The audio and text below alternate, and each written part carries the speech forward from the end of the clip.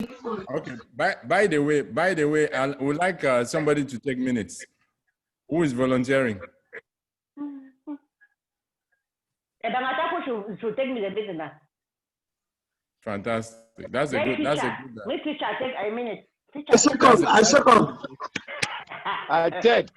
Abagataku. Mabanga, you take minutes. Mama, you are honored.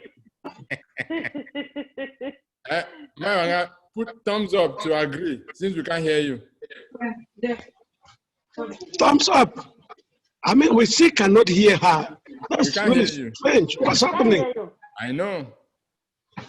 Mabanga, if I can suggest something, can you just completely log out and log in again, please? And then you choose, join with internet audio. Yeah. You choose join with internet audio when you're coming back in.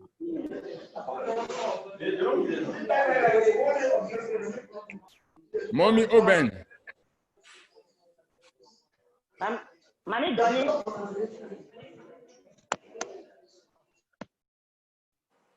We can't hear you. Good evening to everyone. Fantastic. Good evening to everyone. Yeah. Good evening. Are you hearing me now? No, Are you getting me now, please? Yes. Yes, we do. Yeah, we are. Are you getting me now? Yes. 5 on 5. See, that is a book. 5 on 5. Okay, that is excellent. I was just suggesting that she just click on the screen and all the icons will appear. She go to the bottom left or to the top left. She will see the speaker and she touches it and it will be activated. I think she's gonna. She'll come back in. Once she chooses the right option on coming back in, she'll be fine.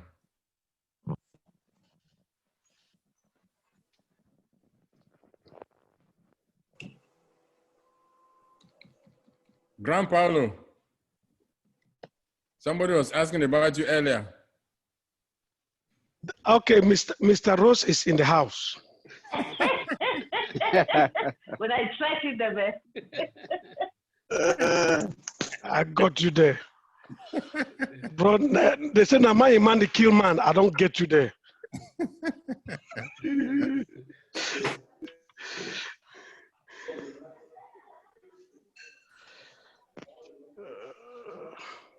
Nobody can separate me and Paolo when I lie. That one, it can never happen. Never. Nobody. In fact, nobody can dare even. They say what God has put together. No asunder. No asunder. No way. He can chop chair, eat tight. He can thief, eat tight. Wow. Hey, true. He can thief, eat tight. Rose, I don't get banja for laugh.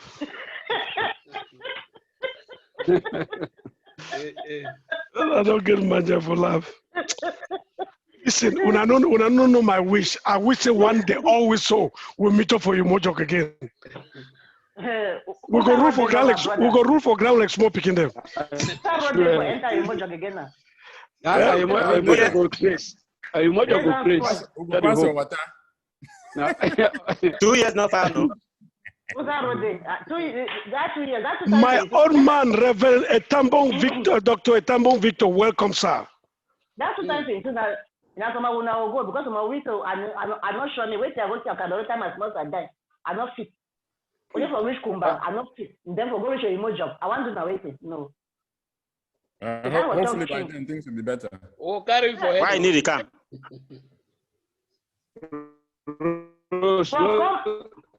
For cross boy, I go to Kumba. For a Diki, it was not to almost kill me. For it almost kill me. What if I woman get it drunk and so? They tell me something.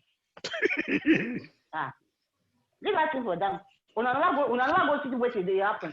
If we happen for some place, then we talk. Umojok no far, so if we pass through Lagos, Nigeria, enter Umojok. You give me visa for go Nigeria. Oh my God, give me visa. Enter. Don't worry, we'll get there when that time reach. You don't need visa to come to Nigeria. I don't need visa. No, you they don't. give you visa in the port of entry. You need visa. long I as need you visa have, to enter Nigeria. If you have I Cameroon need visa. passport, I don't have Cameroon passport. I need visa to enter Nigeria. I need visa.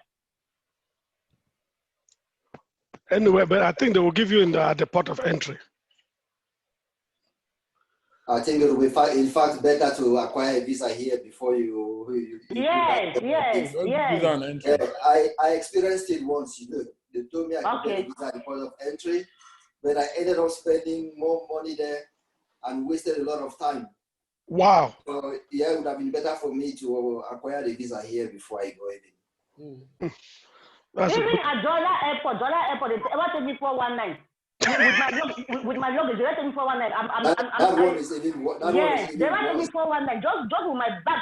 They always take me 419. I just give them because I don't want to be released. I want to go. I don't want to go my way. And then what more of in Nigeria? I don't understand that. I don't know that this is not in Nigeria. This is a foreigner. So how we Mr. Moderator, Yeah. over to you. We can see a Bangladesh here. You All right. Dr. Tatombi. Yes, sir. I think you should while we're waiting for her, you can act that role. Is that okay? I can do it. We're trying to get Bangai to take the minutes. Yes. We couldn't hear her. So while we're waiting, I think she has joined, but it would be good for us to even have 2 minutes taken so that we can actually compare notes. Dr. Ako, can I suggest you record? I'm recording already. Yes, I have an app that I will convert it to text. You know what I'll do? I'll make you a co-host. You can also record. Okay, do that. Then I will take that. Yes. So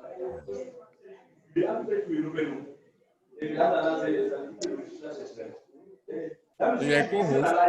Okay. All right. Record on your device as well. Okay. I wish we were in the same physical space. Last meeting, we agreed that we're going to be meeting every 2 months. So this is our next meeting after the July meeting. For now, until we actually get a full structure, the real focus of this alumni is, of course, apart from reuniting, is to prepare towards celebrating of our 40th anniversary, which I believe is very symbolic for each and every one of us. It marks a major milestone in our lives and the lives of our family. When we think about all the memories of Oyemojok, 40 years, at the time when we went there, I remember Derek and his,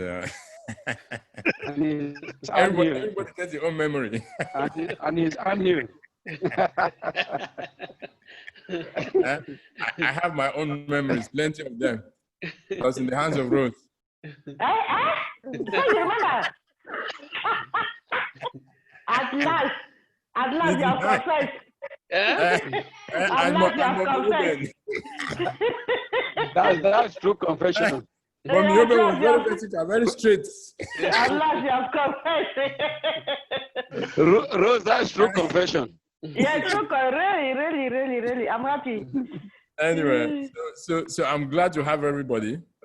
And I think what happened during Mbui's burial and the event was a clear demonstration of the value of this type of alumni and this esprit de corps.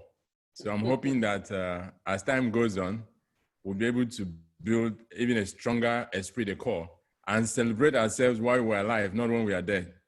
Amen. I'm really hoping that we can actually get to the point where, at the point where we are, a lot of us have great memories to celebrate. Many of us are already parents and grandparents.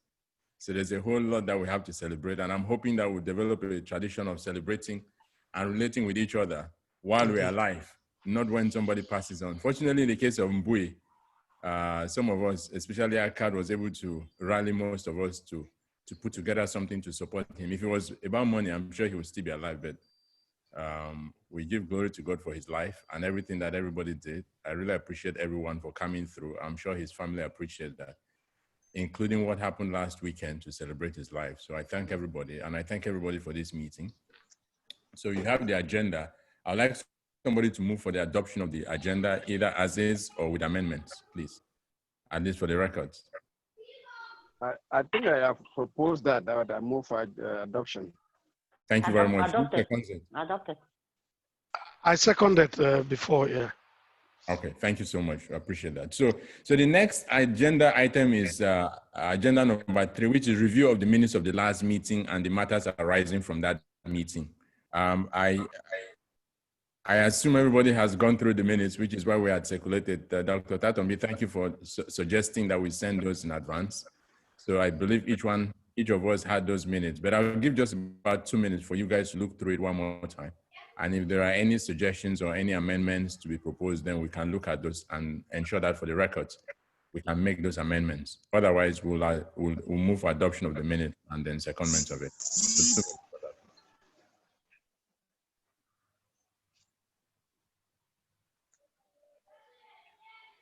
I think I would like to look at item 9.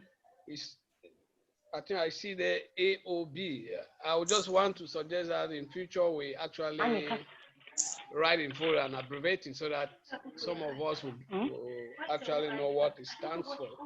All right. So for the you're right. So next time, any other business. AOB, any other business? It's a very common acronym, Brother Eric. Yeah, but I don't know. You know, some of us are not as okay. as you. Okay, copy that. Other matters.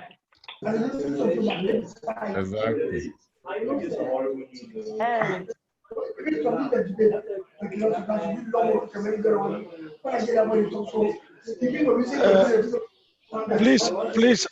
Please, if someone is not talking, please mute yourself because the noise, it will prevent the noise from the background getting into the discussion.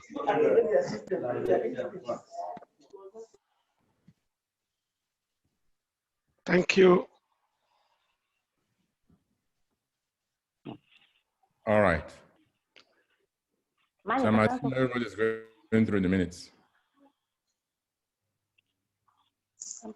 Maywanga, can we hear you now? Can you say something? We'll make sure that your sound is okay.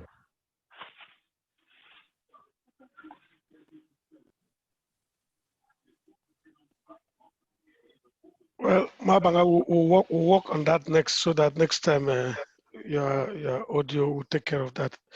Well, let's proceed, bro. All right. So can somebody move for adoption of the minutes, please? That should be those who attended. Who were present. Yes, I can't. I was not there, unfortunately. Sure. I think my Itachi was there. Mami Oben was there, and she's online. I think my Wanga was also at the meeting. So they are the ones that at least can move for adoption. I think Obini was also there now. No. Mazi Obini was there. No, I think Ebini was on. Ebini was on the excuses. I was not there. Present where Obini? Obini was excused. I read that. Obini was on the mission. I wasn't there. Thanks. Yeah. Grand Polo was there. All right, so those who were there, can we move for adoption of the minutes, please? I move for adoption. I second. Simon moved for adoption and Paolo second. Adopted. Fantastic. Thank you so much. And Rose dead. Sister Rose, not coming Rose. I'll slap your ass. Okay, I will correct myself next time. Don't worry. Before we start fight again. I'm telling you. Rose, you need to jump very high then. The next agenda item we have is number 4, which is presentation and discussion of the draft constitution. Chief Athanasius Bisson sent it to us. I hope that you guys had time to read through it. Or should we have some time to go? Can I come in there? Please, go ahead. Yes.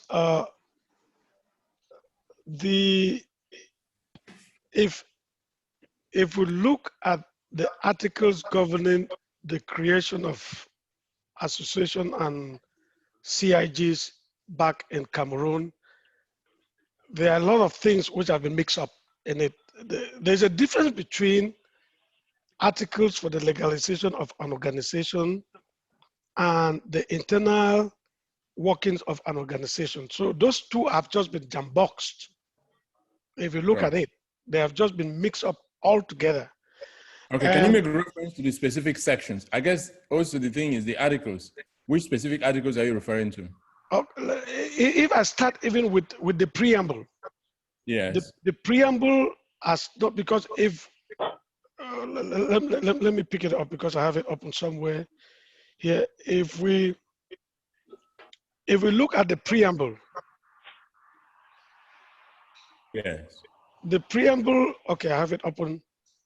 The preamble is not very, very explicit. And there's a lot of information there which is not necessary. I took upon myself trying to compare other legal entities like GHS Kambe, PHS Batbo, QRC Okoyong, looking at their own constitutions, which is in line with the law governing articles of association back home. We should be able to indicate the ministerial arrêté that created GHS Oyomojok, and it was changed from GHS Oyomojok. Right now, I think it should be GBHS. There was another ministerial arrêté to upgrade the institution to that level, and we should be able to get from the institution so far how many students have been have graduated at O levels, and how many have graduated from A levels, and so on. I think there's a lot of mixture of things inside. There's a lot of work that has been put in, which is very, very unnecessary. And we have somebody like Barrister Ashunkem and Barrister Obi and Manuel and all the barristers that we have.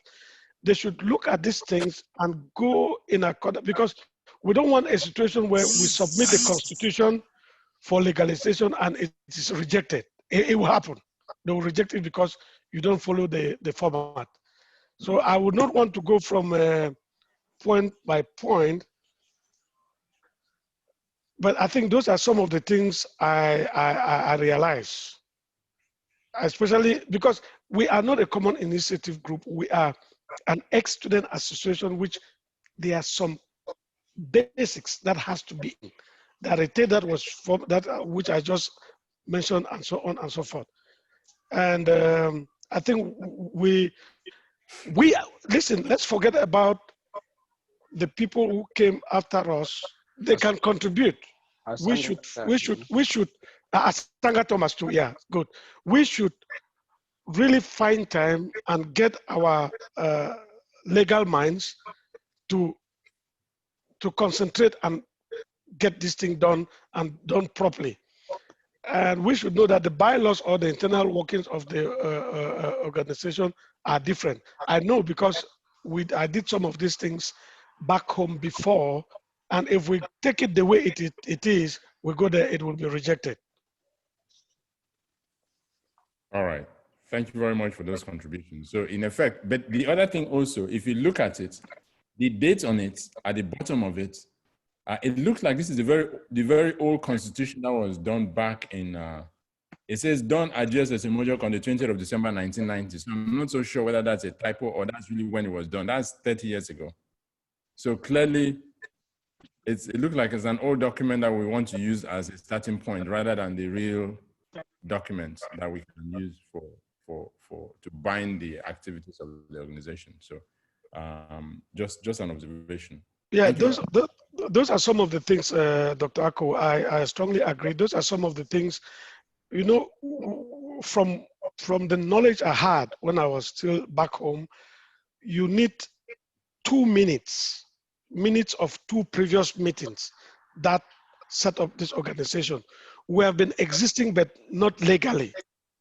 We have been existing, but not legally. So we will say, like the previous meeting and this one, the dates, those minutes should tally, and those minutes must accompany the articles of association. Those minutes must accompany the articles of association. We can fine tune it. We can look at those. Take, for example, QROC, Queen of the Rosary High School is a very good example. Look at it. We change a couple of things and what we want, because it is the format is there. You cannot divert from it. That's what it is, and that's what. And then when we come into our internal guidelines, we can put what we want to do and how we think that it suits us. We just need this thing to go in and get it, make it a legal entity. Okay. So that, okay, thank you very much for that contribution. I'd like other contributions as well, please. No, I think with such thing, normally they ask for the first two meetings, because in the first meeting, you actually go into the preamble of the entity you want to legalize. So you discuss most of those things. Why do you want to create that association, the objectives of that association, or the aims? Exactly. You know, so if, just as Dr. B is saying, we can reshape them, the last 2 meetings, so that we incorporate those points into the minutes before sending them in. But if we do not do that, I'm very certain that it will be rejected. It will be. Okay. All right, that's good. Thank you very much, Chief Derek. Any other contributions?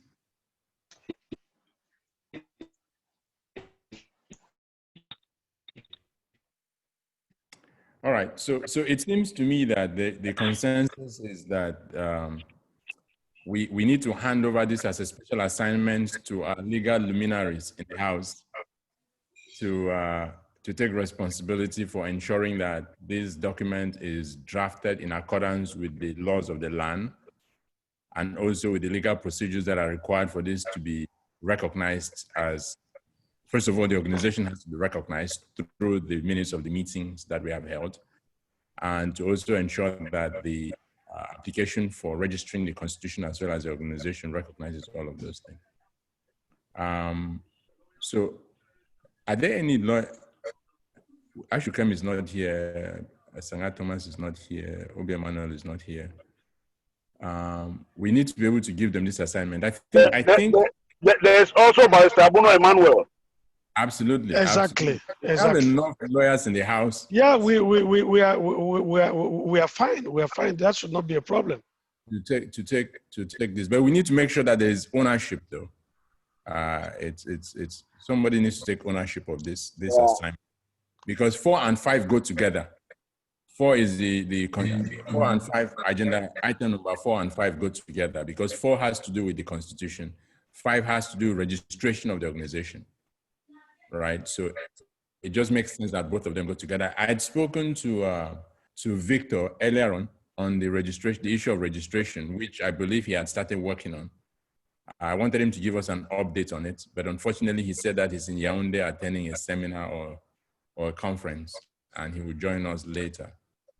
Because I think it will be important that since he has started working on it, he can coordinate with the other barristers in the House so that this assignment can be done. So is it okay for us to shave their hair in their absence? Can I say something, Armstrong? Please go ahead, Collins. Yeah, what I'm saying is that the Constitution by itself is not that bad. So let us just do the corrections which Tato is trying to talk about. Sure. My understanding, though, I don't think it's a question of the Constitution being bad as such. He's just raising an observation that additional work that needs to be done. So when it is actually supposed to be registered officially, we will not enter any head office. It's not I think a lot of work has gone in there. And I think a lot of the provisions in the Constitution are relevant and will continue to be relevant. Sure that the procedure for registering the association and also for ensuring that the Constitution becomes a binding document as far as membership is concerned, we'll go through the right process. That's my understanding of this contribution, not that the Constitution. Yeah. But then, the issue of branches and how the branches relate to the national organization. I don't know if you know.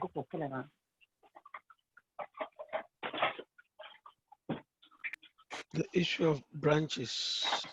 Let me see. Let me find that. Because if I can go through very quickly, right? Article 1 has to do with objectives of the organization. Article 2 is the purpose. Article 3 is the name of the organization. Article 4 is the motto. 5 is meetings. Article 6 has to do with membership, the different types of membership. Then the obligations of membership. Then part 2 of the organization has to do with the organization and the functioning of it. The General Assembly, then the Executive Bureau, then the Executive Bureau in terms of positions, the officers of the organization, then the attributions of the executive members, which is pretty much the responsibility and of you know, the requirements to occupy any of those positions. Then also elections into those positions, the term of office, the requirements for resignation, the Electoral Assembly, but there's really not much on, and then finances. Part 5 has to do with finances, but there's not much around the basis for branches, whether the branches are going to be formed on the basis of batches of geographical locations, and then how they relate to the parent organization and the obligations of the branches to the parent organization. It is important that this issue is also resolved in the Constitution. Otherwise, we'll end up in a place where the organization will become fragmented. You can have a batch that decides to just create their own rivalry organization to compete with another one, and then it just defeats the purpose of it. But if we register, if we craft the Constitution and clearly spell out the basis for branches, right? And how those branches relate to the national unit, it would save a lot of issues, including the autonomy and what kind of autonomy should the branches have. Now, in the past, if you notice, because of the fact that a lot of association was based on geography, physical face-to-face, many branches were formed based on geography. But given where we are today, and the reality that a lot of people are in the diaspora and all over the place, and some people might be alone in their location, we need to think about, in addition to geography, the fact that you can actually have an association that exists virtually, even without physical geography, may also make us reconsider the idea of geography. Mm-hmm. Okay, so, but either of those need to be spelled out in the Constitution. And then there's also the dimension of batches. You know, today many batches exist and they relate to one another, though not legally. They are not a legal entity. They are pretty much associations by virtue of being the same batch from the same, you know, the same alma mater, even though they're not registered. So we need to anticipate how that will play out, because some of the batches will be obviously more active than others. But how will they relate? Can they be a unit recognized by the Constitution, or is a unit based on geography? And how does it relate to the national? When it comes to things such as elections, contributions for bereavement or different organizations, or contributions for projects, you know, what would be the criteria for doing that, and how do we account for it, and how do we make sure that everybody is carried along? I think those issues also need to be spelled out in the Constitution, so that it's very clear, because it's like a federation with federating units, and the federation has powers, has responsibilities, and the federating units also have their own powers, have their own responsibilities, and there's a clear relationship between those federating units and the federal units.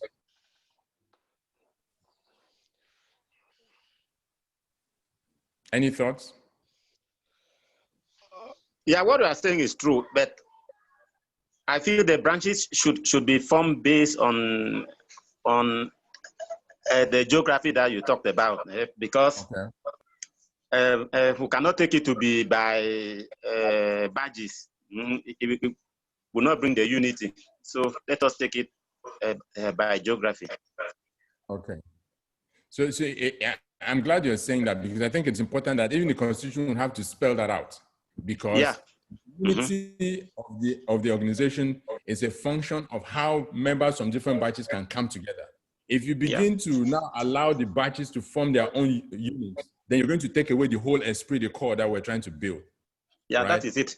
Yes, to discourage that, it is important that the Constitution anticipates that type of a risk and will clearly say that the batches do not constitute units or branches, but geography, recognizing that each of those geographies will be made up of members from different batches. And that's really what makes the alma mater and the organization.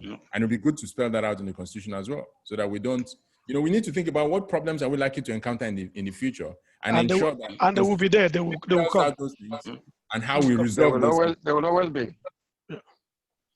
Yeah, I think if I can add my voice there, that's wonderful. Geographically, it will be there. That's the only way to go, in order to throw away or discourage fragmentation. I think that's the best way to go. Okay, fantastic. So do we at this point agree that the lawyers in the House should take on the assignment of reviewing the Constitution as it is, make the necessary amendments, and then at the next meeting, they'll present it to us for consideration of it, so that members can make contributions to what they have come up with before we finally adopt it? Yes, sir. Go ahead. Because I'm just thinking that if we go into a lot of the details today and none of the lawyers is here, how beneficial would that be? I have an opinion. But since we have the Constitution that they ask us to go through to check and see. So you see. So I have an opinion. Let us discuss it now. We do the correction that you see we can do. Then hand it in now to them to that is to try and perfect it. We will not be able to. All right, that's fine. So at least we started that conversation. So any other contributions? Simon, you wanted to say something? Yes, I would suggest that we not just send lawyers in the House. We need to, give somebody some responsibility. If we leave it just open, nobody takes responsibility. So we have as Sanga, we have a Victor. So we need to call them by name. No, I had said earlier. Let them see what they can do. I said earlier that Victor should take a lead on that and coordinate with the rest of the team. Fine, that's what I said. Unless, of course, you have any objection to that, because he had already started the formation of the organization, and I think those two should go hand. I have no objection. And if the House can permit, I would also like to join them, because I have a lot of ideas, especially when it comes to the European Union and the European Commission, and how organizations, what we call the European Social Fund, from organizations back in Africa apply for funding. We see those things. I might advise them on certain technicalities which they might not say. I would like to join them there too. Fantastic, please. That's fine. Yeah, that's fine. The more the merrier. So again, given that all the other members are not here, I would like you to take on the lead of communicating some of these observations and subsequent observations that we would make to the rest of the team, so that these things can be incorporated into the revised Constitution. Is that okay? Copy that. Okay, fantastic. So again, like Colin said, since we had circulated this document and different people had the opportunity to review the document, what other contributions would you like to make, or additions, corrections, or amendments? Okay, like the Article 1 and 2. Sure. What and why are the difference between objectives and purpose. Left on me, the two should be put as aim. Do you permit me to share my screen? Let me put it in front. I think there are two different things. The objectives and or you call them the objectives, the aims. The aim. So the aim. Then the purpose now are different from objectives. I thought, is it? Am I getting? Hello? Yes, we're getting you. Let me see. You want to bring the constitution up? I wanted to share my screen so that everyone. My line is breaking this way. I wanted to share my screen so that we can. Right. Does anybody want to respond to that?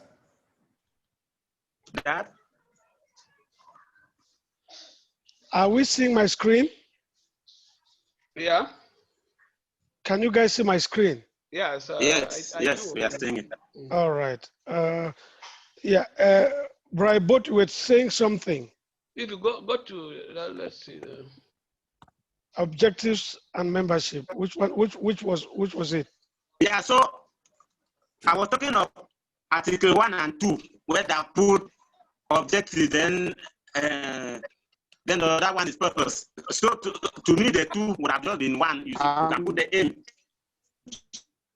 I think. Sorry to come in there. I think we cannot distinguish. We cannot. Sure, we didn't get you.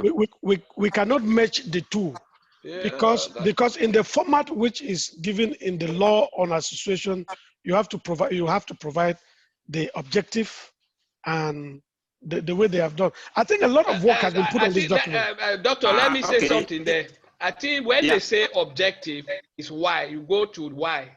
And then when you come now, the purpose is what are you intending to achieve? You understand? So there are two different things. So why are you creating this this association? You give it. Okay, what are you intending to achieve after creating it? So that's why there are two different things. So I think we can't change it. The way I look at it here is okay. By me, it's okay. Okay, for Article 3. Let me say Article. There's a place there for the name that they said the group. Can't we just put in the association and saying the group? What's the place? Okay. Yeah, we can. You are right. That should be. Is not the group. The association shall be known as. Yes, than to say the group. I saw that very. Then ex-student, and then I think on that again you can put 3.2. That's you can write an acronym so that you give the acronym where we call it. Is it not a UMESTAT? If I'm not mistaken, something like that. UMESTAT, yeah. So Right. it has to be specified the acronym. So then down to Article 17 also. Technical Article advisor. 17. Have you indicated the acronym? That's the abbreviation or some acronym. It's a UMESTAT.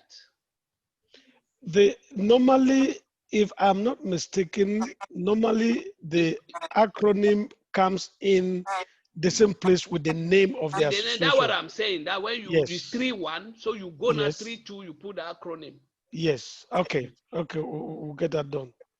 But I think the barristers will know more about that. They know about those things better Yeah. than we do. They know about those things better than we do. But just help them now by putting it so that they can. Where is that? work on it. That Article 3. If you go down. Article 3, Article 5, Article 3. Okay, let me see it. That's 3.1. Then you go to 3.2. But bro, you try and send me this. I've not even gone through, you know. So I will do that. I will send it to you. I've been down for some time. So 3.3. Yeah.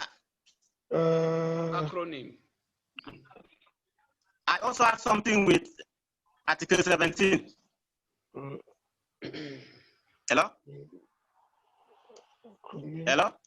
Yes, we are hearing you, bro. Acronym should be. When they say the technical advisor, you see they put principal, senior, or elderly teachers. Does it mean that they will be taking part actively in the functioning of the association?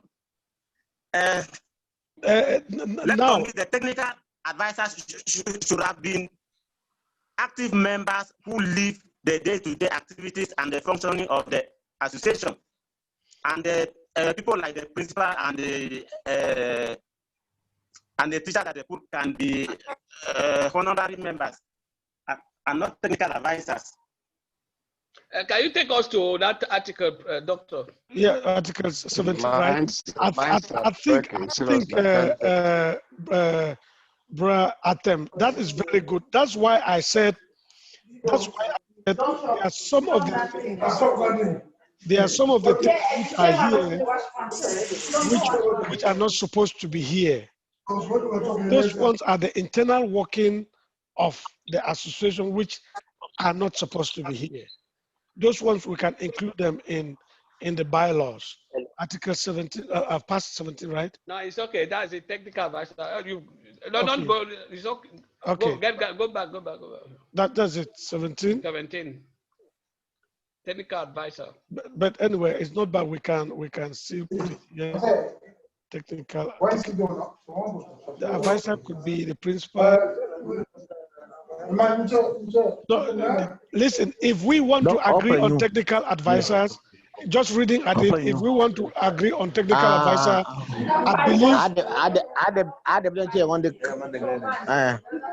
Please, can we?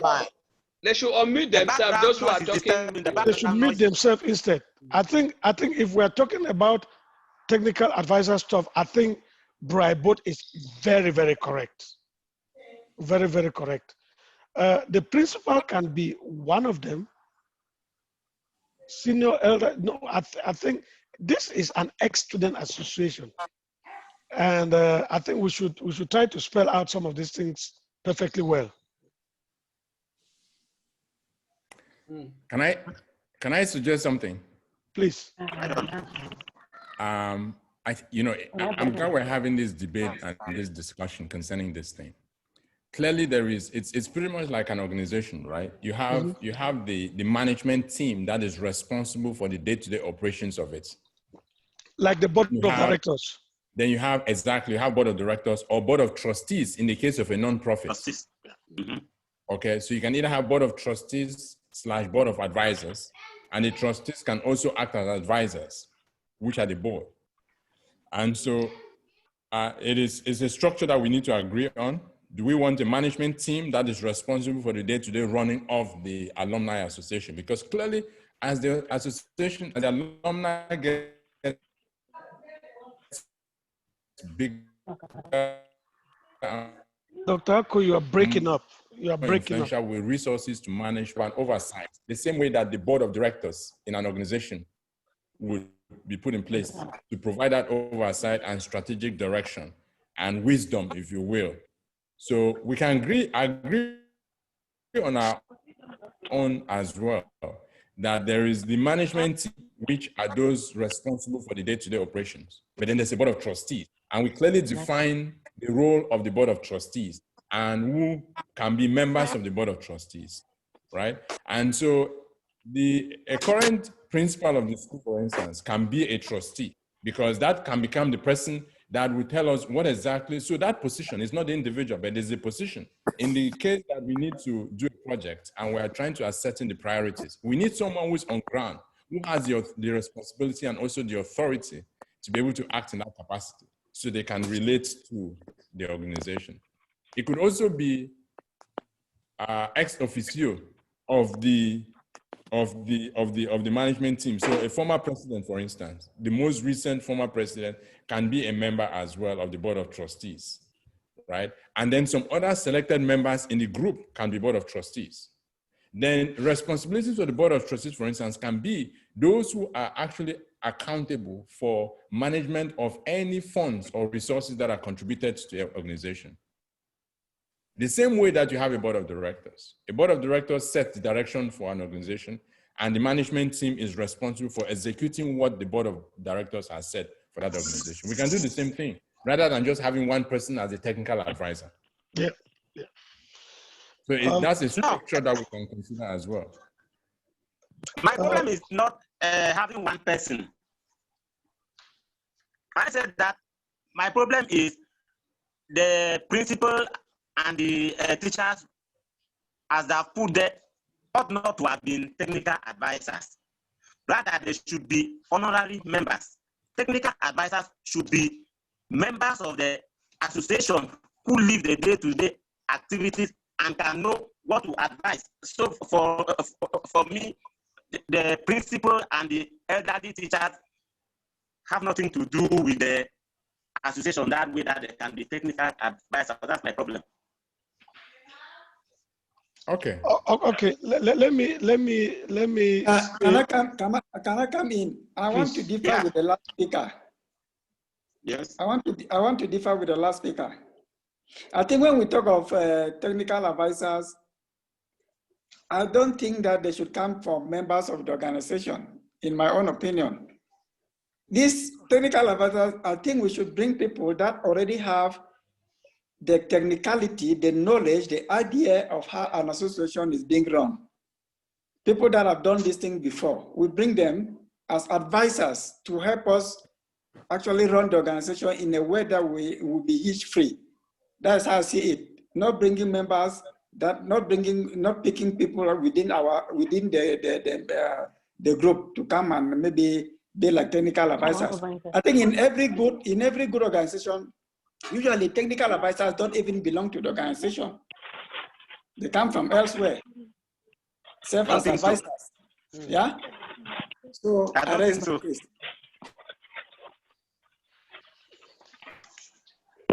All right. Thank you very much.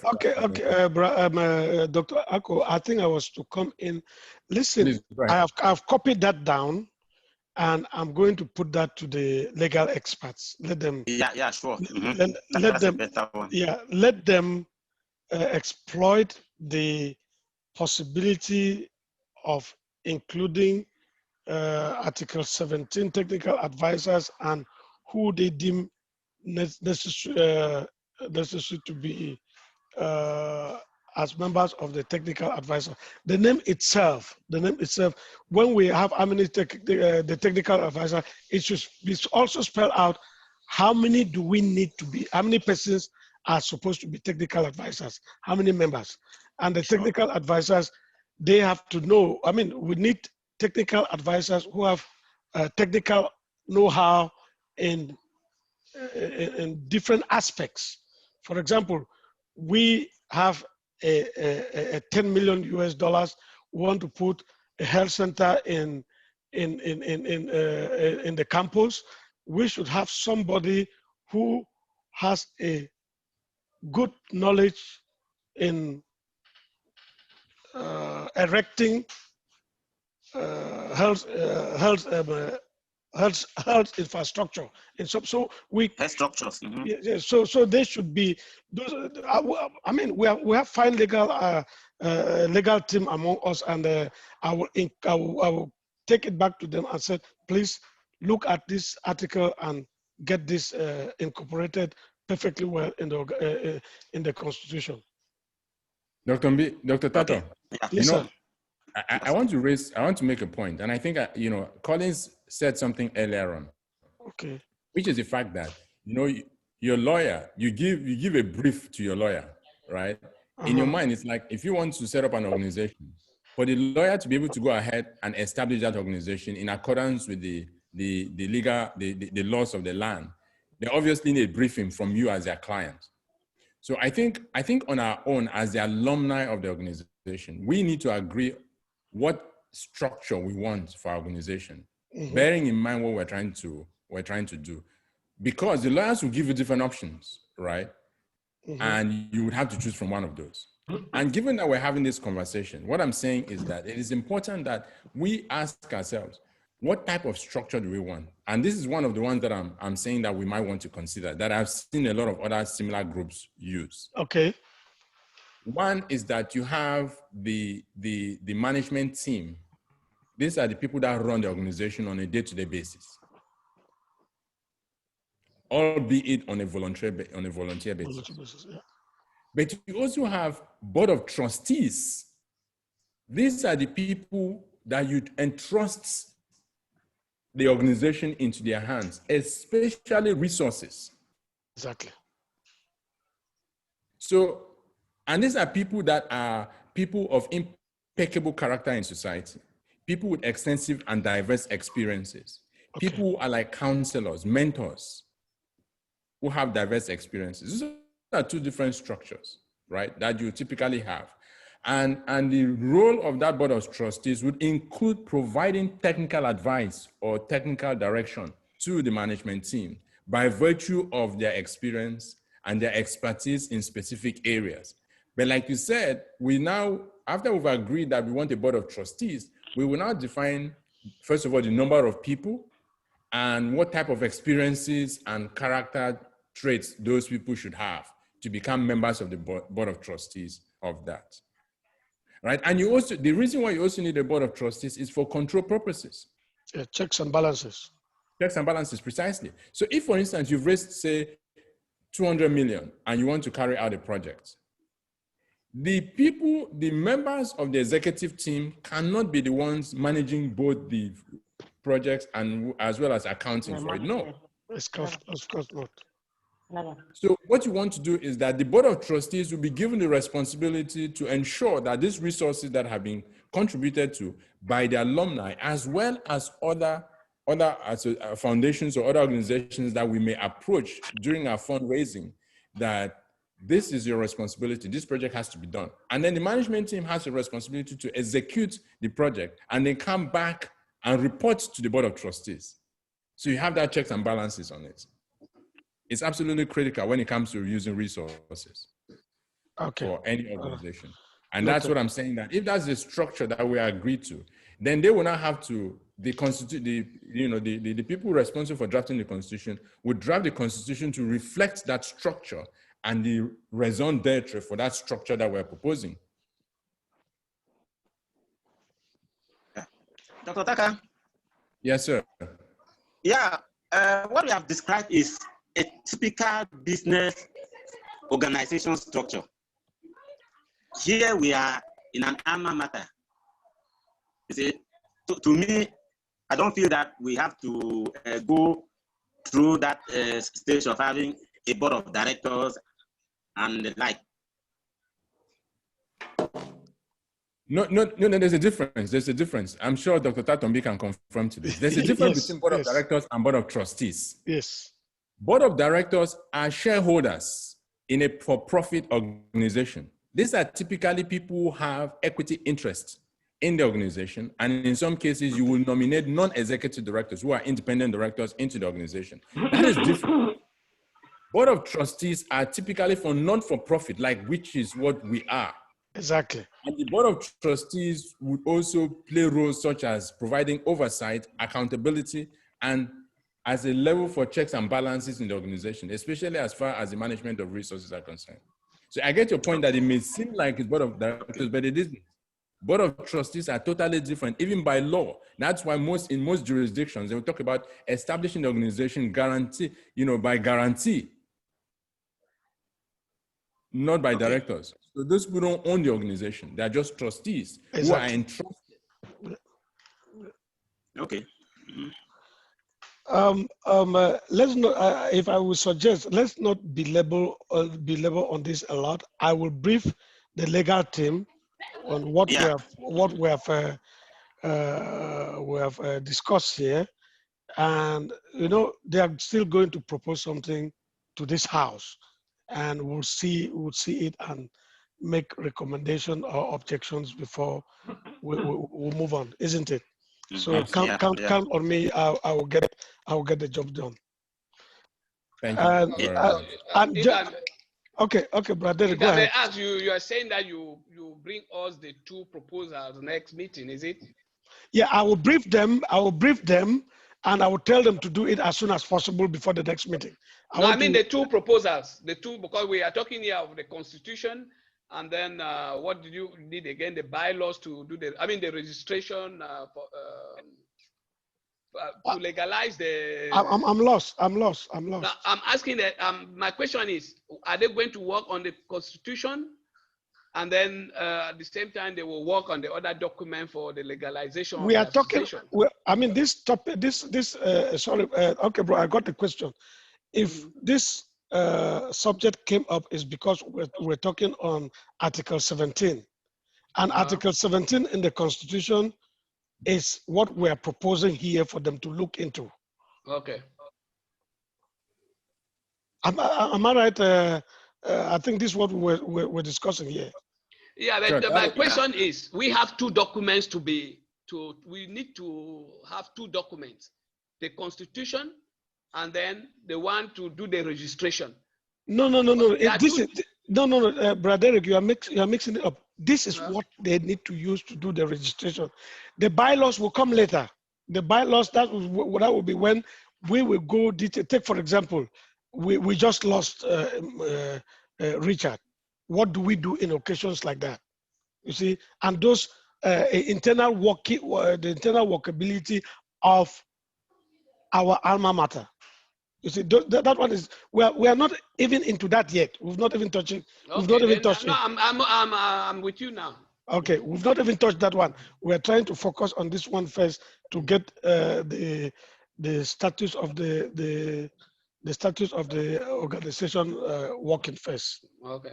Yeah. All right. I don't know. Did I answer that question perfectly well? No, I think you so. did. Yes. You answered the question well. Okay. All right. Thank you very much, Dr. Tato. So when do you think, I think we need to put some deadlines here. The first deadline is that the findings and the work of the legal team would have to come back at the next meeting, which will be in 2 months' time. But it would be useful that the House members get a document prior, maybe a week or two before that, so we can study it and make informed contribution during the debates at the next meeting. Exactly. So do we agree that it should be 6 weeks from now? Agree. You can count on me. I'm going to kick them in the asses. I'm going to do the job. Fantastic. Trust me, I'm going to push them. So for documentation purposes and for the sake of our minutes, so 6 weeks from now, we'll be expecting the draft of the Constitution to be circulated for comments and contributions by the House. Is that okay? Yes, sir. Okay. That will give us 2 weeks before the actual statutory meeting to look at that. Thank you. But in the meantime, if anybody has any contributions they want to make, I would suggest that they channel that. If I have that, I will make sure that the legal expert gets all the details. Yes. I'm going to stop sharing my screen, please. Yeah, that's good. Except we still have to use this document for something else. Yeah, if we need to, then you can bring it back. Can you just go to the end? Let me see something, Doctor. Yeah. Just go down to the end. What article can you? Just go down to the last page. Let me just see the last. Is there any room for amendment? Can someone mute it? Is there any provisions for amendments of this? Of course, it should be. Yes, it is there. Okay. It is there. It's okay. It's okay if it should be. Yeah. It should be. Because I would like. Can I just chip in again some 2 swift corrections again? Please go ahead. Yeah. Article 22. There's a small error there. Is placed at the disposal and not placed on the disposal. I don't know if that's. Okay, I got that. Please, I got placed that. at the disposal. Then Article 23. Okay. There's a phrase there talking about drinking is done. I found that very a bit good. Financial expenditure. There's a word that they use. Drinking is done. That is uncalled for. That's not even necessary. Yes, you see. So you see, we can put it to be entertainment somehow than to put the drinking is on as though the aim is to come and drink. I did not find that very necessary. Listen, I don't think, you see, these are internal working of an organization. These are not. That will come in the bylaws. Yes, those will come in the bylaws. These are not things that are even supposed to be here. Thank you for raising that up, Collins. Those type of listen, rest assured, this document is going to be worked again. We're going to work on it again. There are certain things that have been mixed up. There's a lot of work that has been put on this document. That's the truth. All right, fantastic. So we agree on a couple of things. And then the Article 3, if you don't have a sub 2, there's no need writing sub 1 because I think Article 3? 23. Oh, okay, 23. I see 23 sub 1, and then when I try to look if there's sub 2, I don't see anything. 23? So. There's no need for 23 sub 1. Yeah, so where is the sub 2 or etc.? So I didn't, so maybe if it is not, we don't need to. You just put Article 23. So no, Article 23 is financial expenditure. Okay. Sub 1 explains this one. This one, okay, I've seen it now. Yeah, it's detailed as 20. Yeah, exactly. You're right. Go on. Any other article I have to draw our attention to? I think you just doctor send me this document. I don't know where I stored the other one. So okay, I will make sure. But it's not can't you wait for? Well, I will send it so that people should look at it. They might be. They might have other suggestions. I will send it again. Mm-hmm. Yeah. All right. It will be helpful for the legal expert to work on it. Mm. If no other suggestions so far, this one I should highlight this. Please permit me to highlight this so that they should take note of it. Mm-hmm. Okay. Okay, I'm done. Dr. Takangako, go ahead. All right. Thank you so much, Dr. Taton Limbeng. So we're done with the issue of the Constitution, and I think we've agreed that the team that you're a part of would have to take responsibility for reviewing it and drafting it and making a distinction between a Constitution and the bylaws of the organization, because clearly there are a lot of provisions in this Constitution that ought to be in the bylaw instead. Yeah, exactly. They would go through that and resolve those issues. And then that will be sent to us 6 weeks from now, so that we can review it in preparation for our next meeting, which will be 8 weeks from now. The next item we have on our agenda is on the item number 5, which is the registration of the association, the plans, the financial obligations, and board of trustees. Now, like I said before, Victor Ashukem had actually started working on this, and I had asked him to brief us on it. Unfortunately, it looks like he still hasn't joined us, but I would suggest, if I may, that we should combine 4 and 5 and have as a responsibility of the legal team that is looking at the Constitution, because the drafting of the Constitution and the registration of the organization go hand in glove. Very true.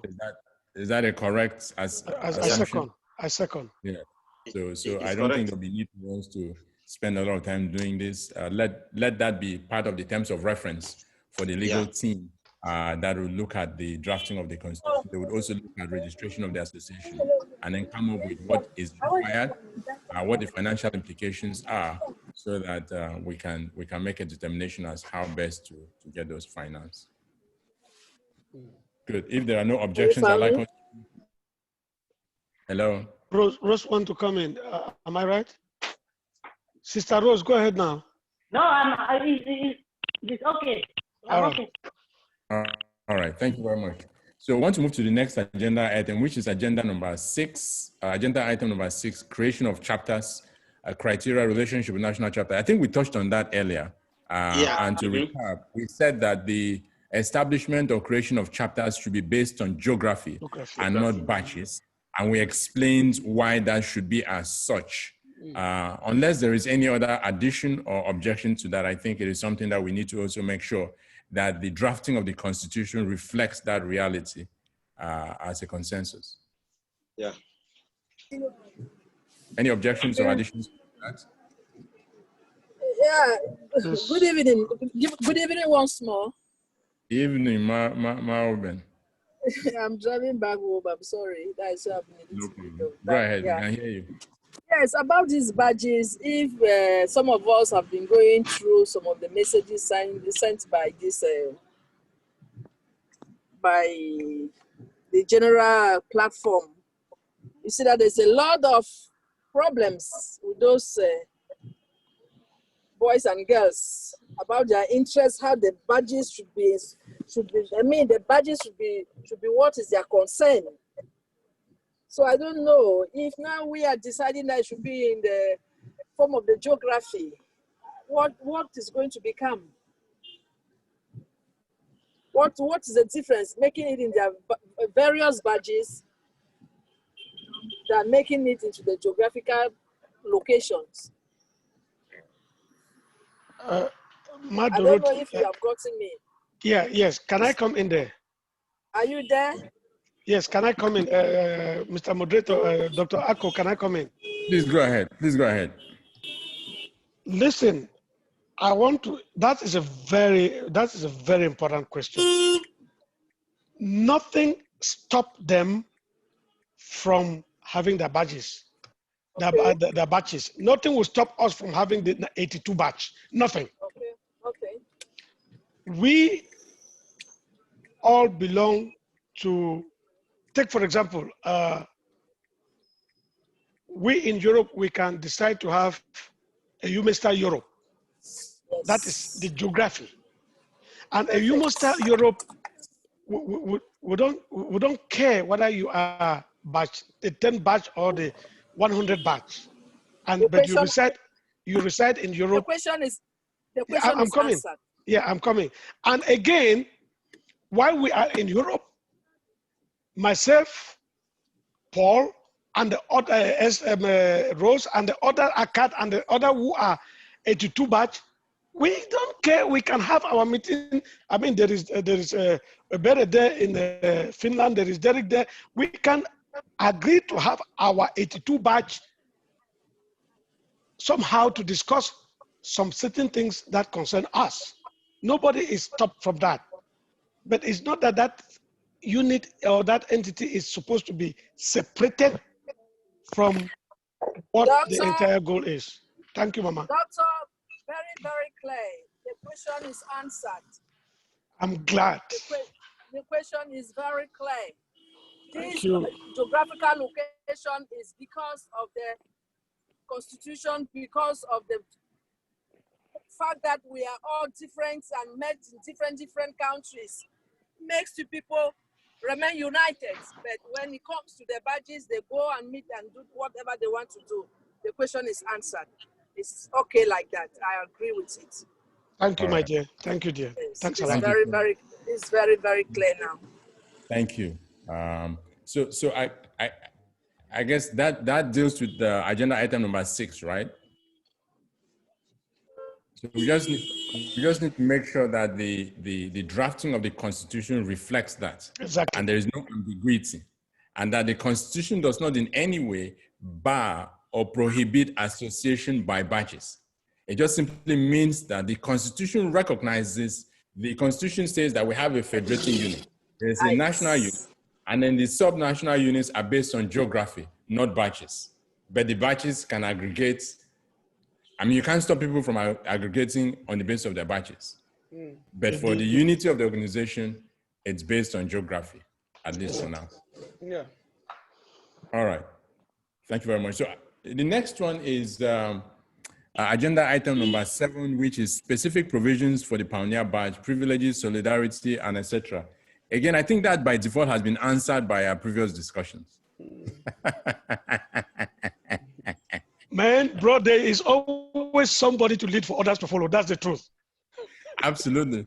And I guess that's the privilege we're using right now, right? Yes. Wait, Wait. Because other batches are expecting us to provide this leadership. Yes, which is why they are.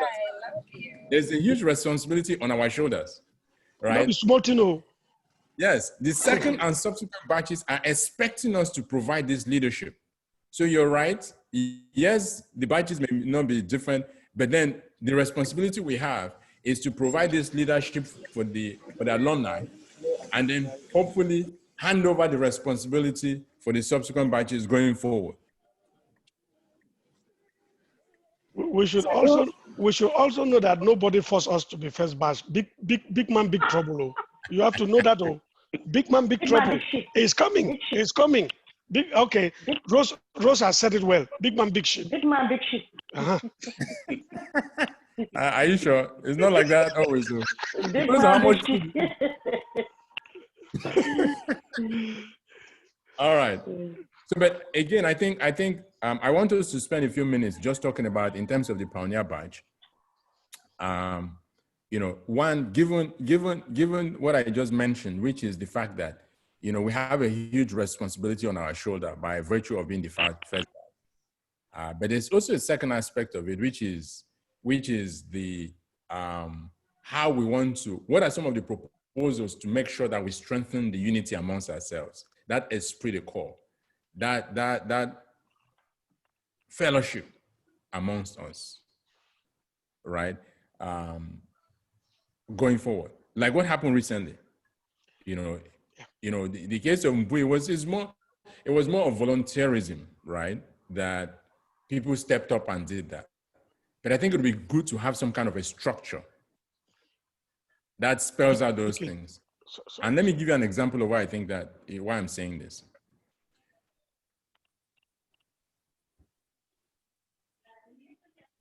Okay, so one thing I've seen with a lot of organizations is that when something happens to one person and everybody comes through and does something, but it happens to the next person, the reaction is not the same. People begin to think that there's discrimination if it is not managed well.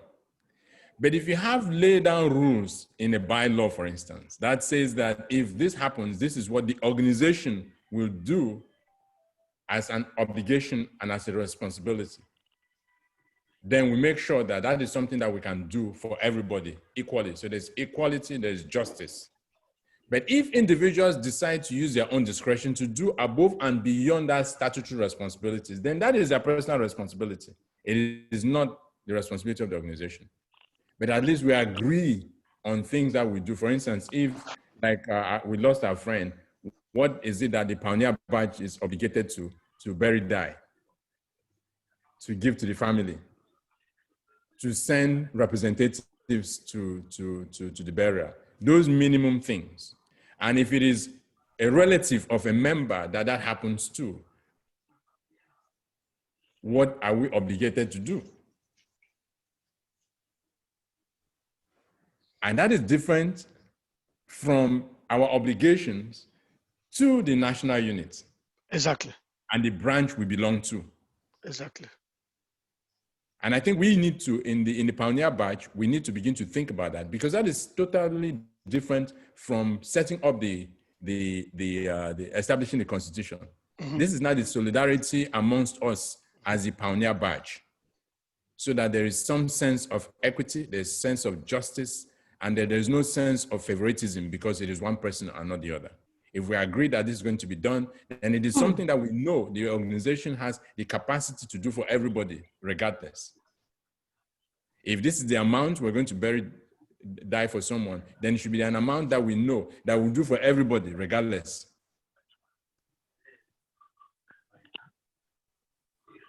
Yes, Mommy Rose.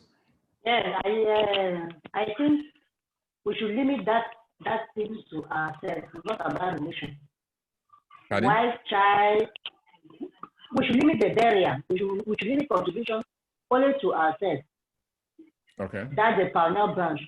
We should not try to say relation or relative. Yeah, white child or the father or what. We should not make it, because that will bring a lot of problems.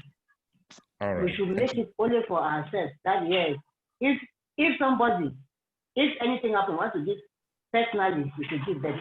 not in the constitution. We should limit it only to ourselves for the moment. Okay. I think it will be better. All right. My hand is up. Please go ahead.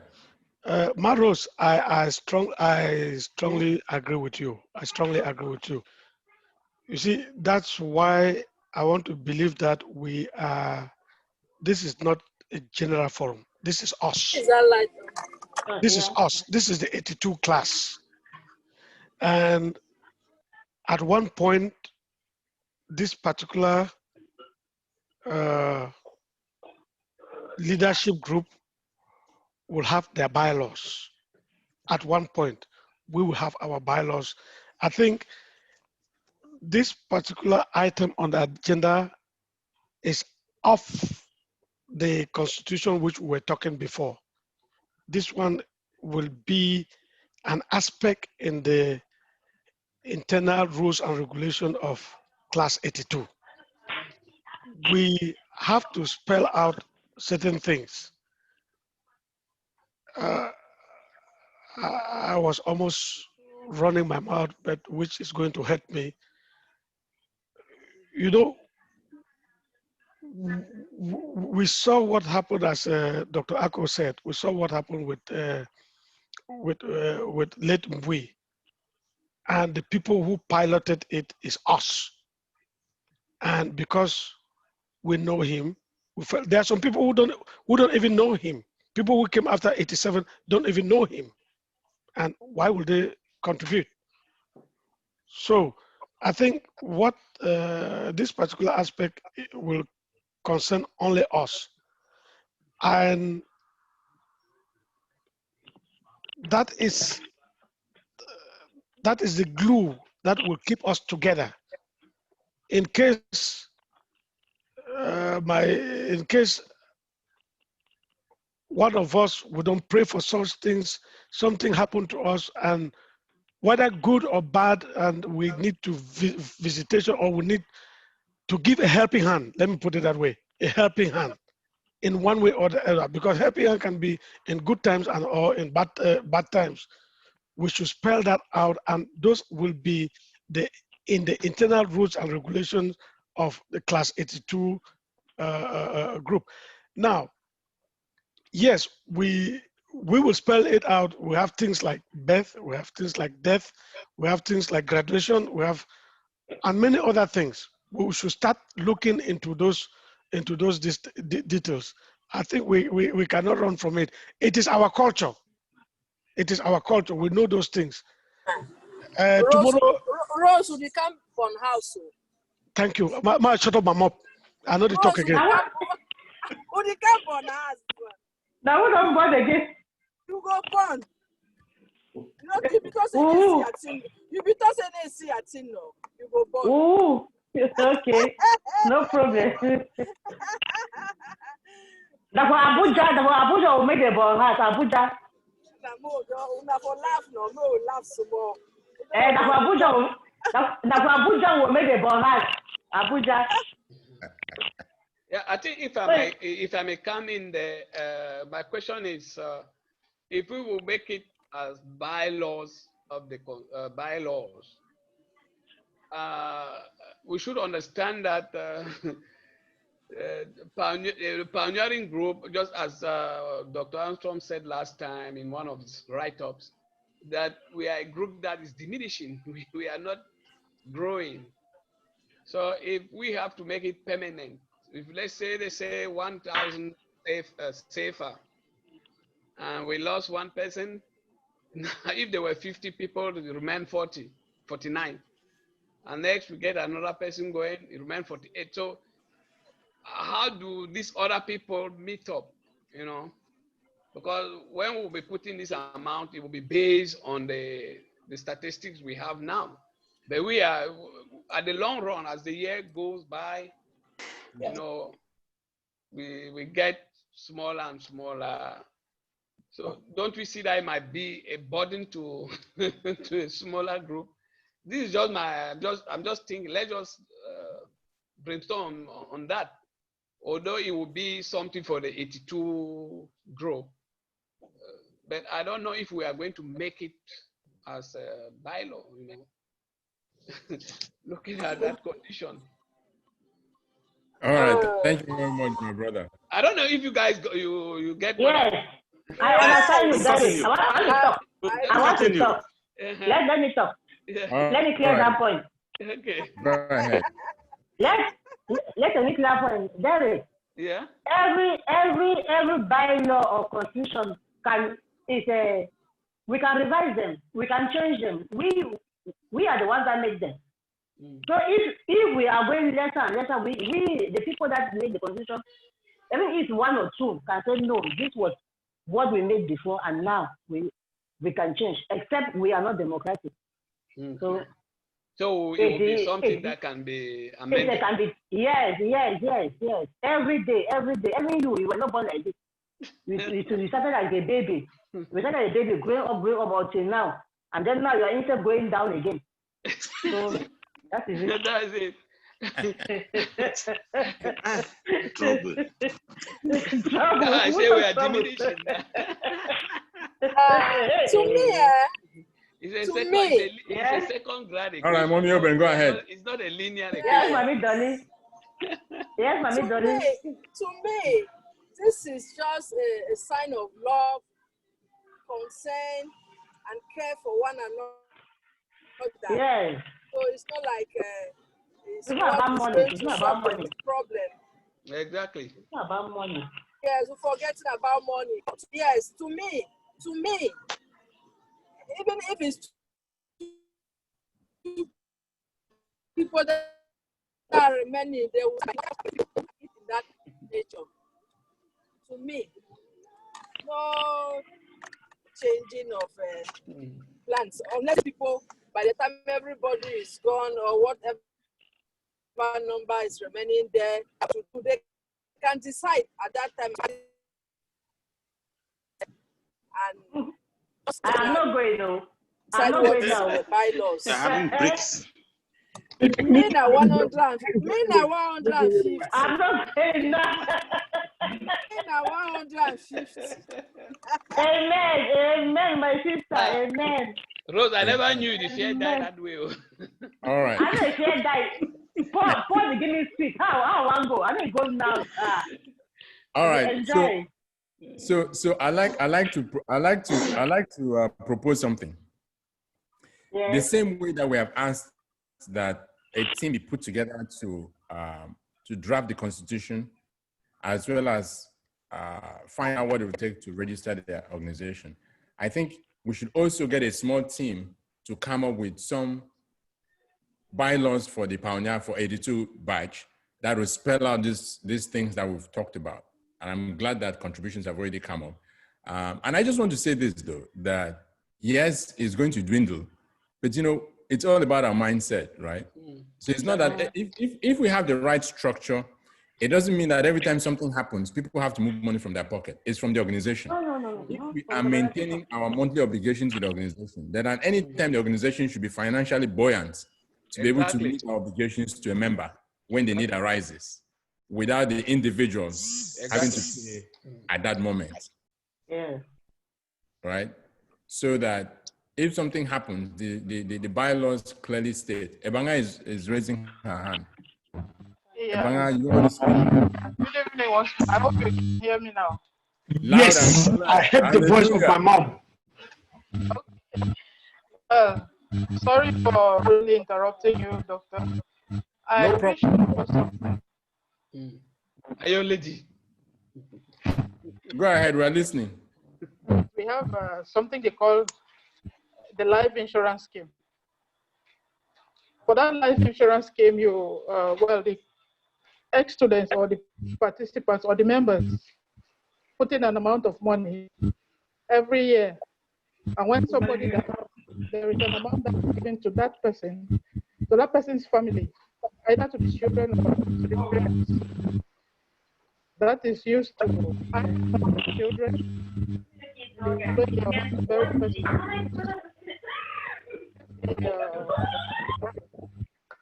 of the organization.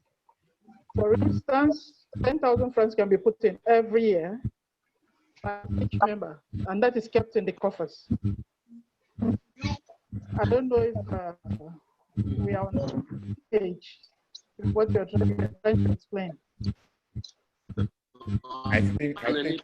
I think that's a fantastic idea, because we need to be smart about these things, right? The truth about it is that the systems exist that if we take advantage of, it will reduce the burden on the individual members as well as the association. And in fact, at some point I wanted to ask, if we have such a scheme, like an insurance scheme, particularly when we have a large concentration of our members, in Europe, in America, it's very common, right? But given that many of our members are in Cameroon, it will be useful to explore that possibility, that we encourage each member from the organization to buy into that insurance scheme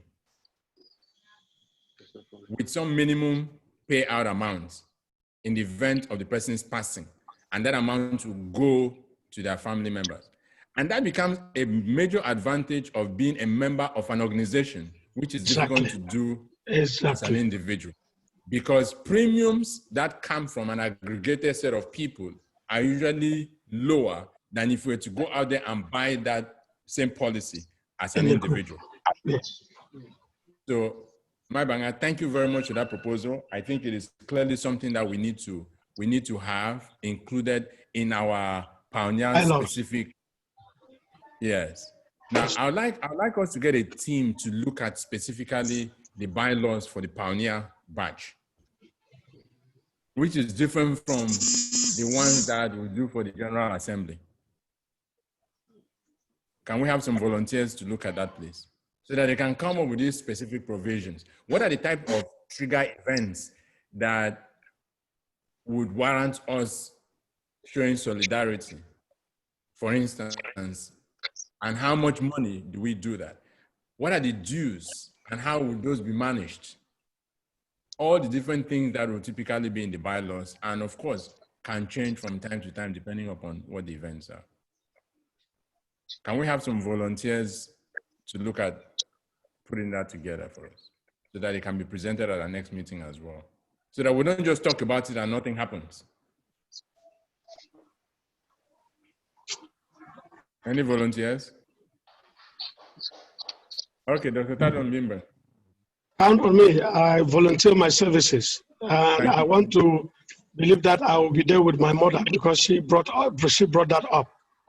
And some other persons can join. I'll be there. Fantastic. So Maibanga, you're joining him, right? That's a. I'm not the head. Maibanga, you are the head of that committee. Not me. I think you may suggest Atem Collins. I think he has also good ideas about those things. So if you can, Collins, you have been unanimously nominated to join that. I second, so that you cannot pull yourself out. I second. Who takes? Okay. Fantastic. So we have 3 members of that committee. Maibanga, you're going to lead that committee. And other members are Dr. Tatom Bimber and then Abra Collins. 3 of you should look into that and then present to us. If you can send us a draft of it 6 weeks from now, which will be 2 weeks before our regular meeting, so that we can look at it and ensure that by the next meeting we can provide useful input. Is that good? Copy that. Okay, congratulations to all members who have been nominated into that committee. So the next item we have on our agenda is agenda item number 8, which is proposals and plans for celebration of our 40th anniversary.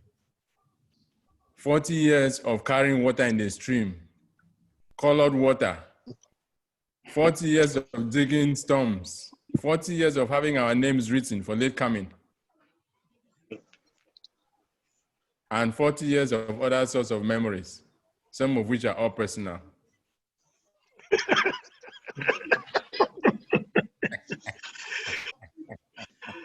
They slap our gift.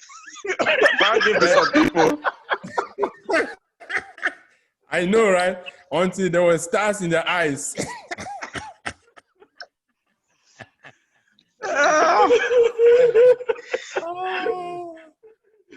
Oh my goodness. I'm telling you. Some of those slaps is what made some of us who we are today. I'm telling you.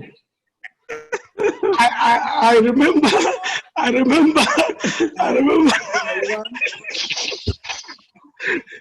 Chibeta coming to class and asking us to make sentences with Mary. Dr. Taka Ako Armstrong got over and said, Mary is a harlot. I will never forget that matter.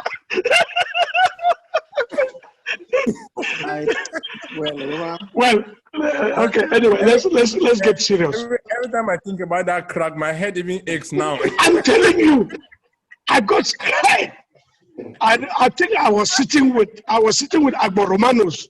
I joked about two desks, and I took that way. And Romanos looked at me.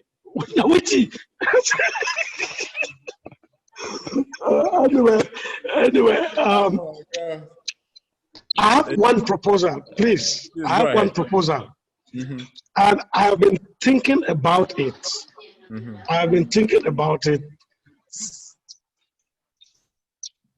If, irrespective of what the other badges will propose, this is my proposal. I am proposing that we erect a statue of Principal Stephen Pius Bison as a pioneer principal in that campus. I hear.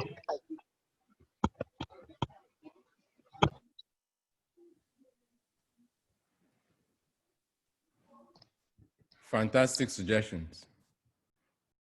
Any more suggestions? I think, yeah, it's a good idea, but we have to look at the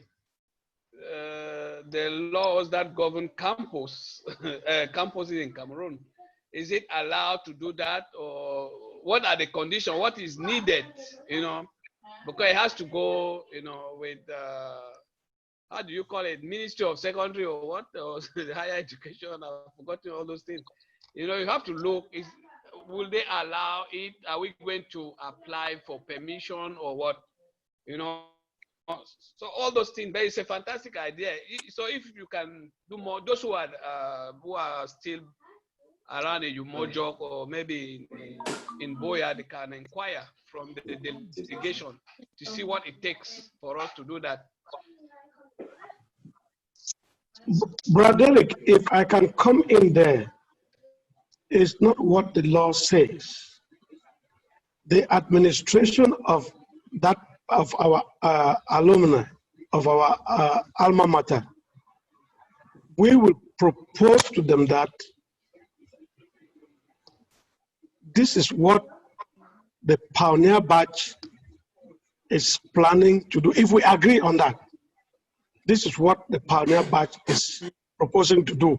Then the administration of the school, of the institution, will do the rest. Those things happen. Those things I don't think there is any restriction on those things. If we propose it to the institution, what we are going to do, this is what we intend to do, then they would look at all the modalities for erecting such a statue in the campus. We are not putting the statue in the city. It's in the campus. And nobody can write the history of Umojok GSS, today Umojok, is it GBHS, without mentioning the name of Stephen Pius Bison. Never, ever. And then that would be fantastic if we can get more information in regards to that, or in connection to that. So that would be great. Okay, can I say something, please? I see. Ebera's finger. I think the idea Tato brought is a very fantastic one.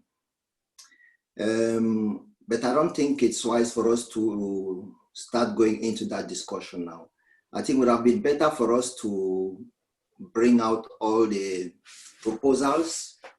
Then when that time comes, we try to find out what we have to do in order to implement them. And that's just my suggestion. Fantastic. So you're quite right. Now, this is what I think we need to do.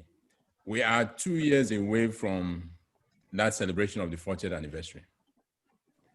And like they say, when you fail to plan, you're planning to fail. The 40-year anniversary is a major milestone in the annals of our alma mater. And so that we don't end up in a situation where we're rushing at the last minute, we can have a plan that between now and September next year, we would do fundraising. We would have also established what projects we have prioritized. And then we now say, 12 months from now, we're going to do the foundation stone laying for those projects, especially the ones that take some time. So that by the time we go there at the 40th anniversary, we're not going there to lay foundation. We're going there to commission the projects. Exactly. Because we already know that those 40 years are coming. So going there to lay foundation on the 40th anniversary for me doesn't make sense. But when we go there on that 40th anniversary, if it's a scholarship, then we would announce the first beneficiaries of the scholarship. If it is a building, we're going there to commission the building. If it is a statue, we're going there to commission the statue. But we would have started work long before the date when we're going to do the official, which is why starting now is very key for us. If we put together the team, of course, it's going to be across all batches. But again, the pioneers have a leading role to play in this. At least set a framework to say, how do we want to celebrate the 40th anniversaries? What are some of the key projects we want to look at as part of that celebration? And then we can, once we've now agreed on those projects, there'll be projects that are for everybody, which is everybody that is a past student. There are projects that we on our batch can decide that that's what we want to do as a pioneer batch. And we should really consider that. And then other batches might come and also want to do their own projects as well at different times. That's just how these things work. If you go to different alumni associations, there are things that are done by specific batches. There are things that are done by the national organization. But the key thing is to provide an opportunity for people to contribute to that effort. And my view of it is that if we say that we have the next 12 months to raise money, then what it means is that every month people can be putting aside a certain amount of money. So it's not a burden to them. And you'll be surprised to how much money you can raise in the next 12 months. And then September 2021, for instance, we can now commission those projects so that by the October of 2022 that we're doing the celebration, we're going there to commission the projects and make the announcements. We're not going there to do foundation laying. That's really the reason why I think that we need to start now.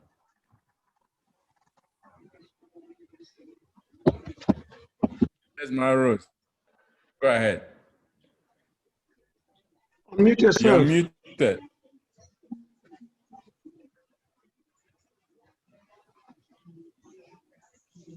Maros, unmute yourself.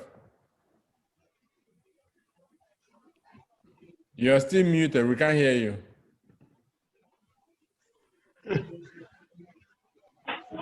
Okay. Paolo, don't mute you. Paolo, don't mute you. Make you feed me. Unmute yourself. Paolo, don't mute me. It's just that I'm ever lazy with the internet issue. I will call these guys. Come and help me. I know how to be helping myself.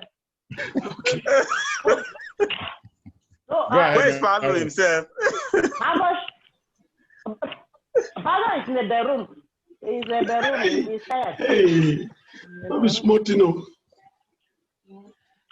So how much should we tax each member? Because I for one really have a problem. When Mbui was sick, ACAT called. Mbui left the forum and then came back. ACAT brought him back. Then ACAT called, said, please, this boy is seriously too much work. I said, yes. I've not worked from January till now Corona has granted my business. I still manage, but some of us, some of our members, everybody sat quiet. They pretended as if you don't know.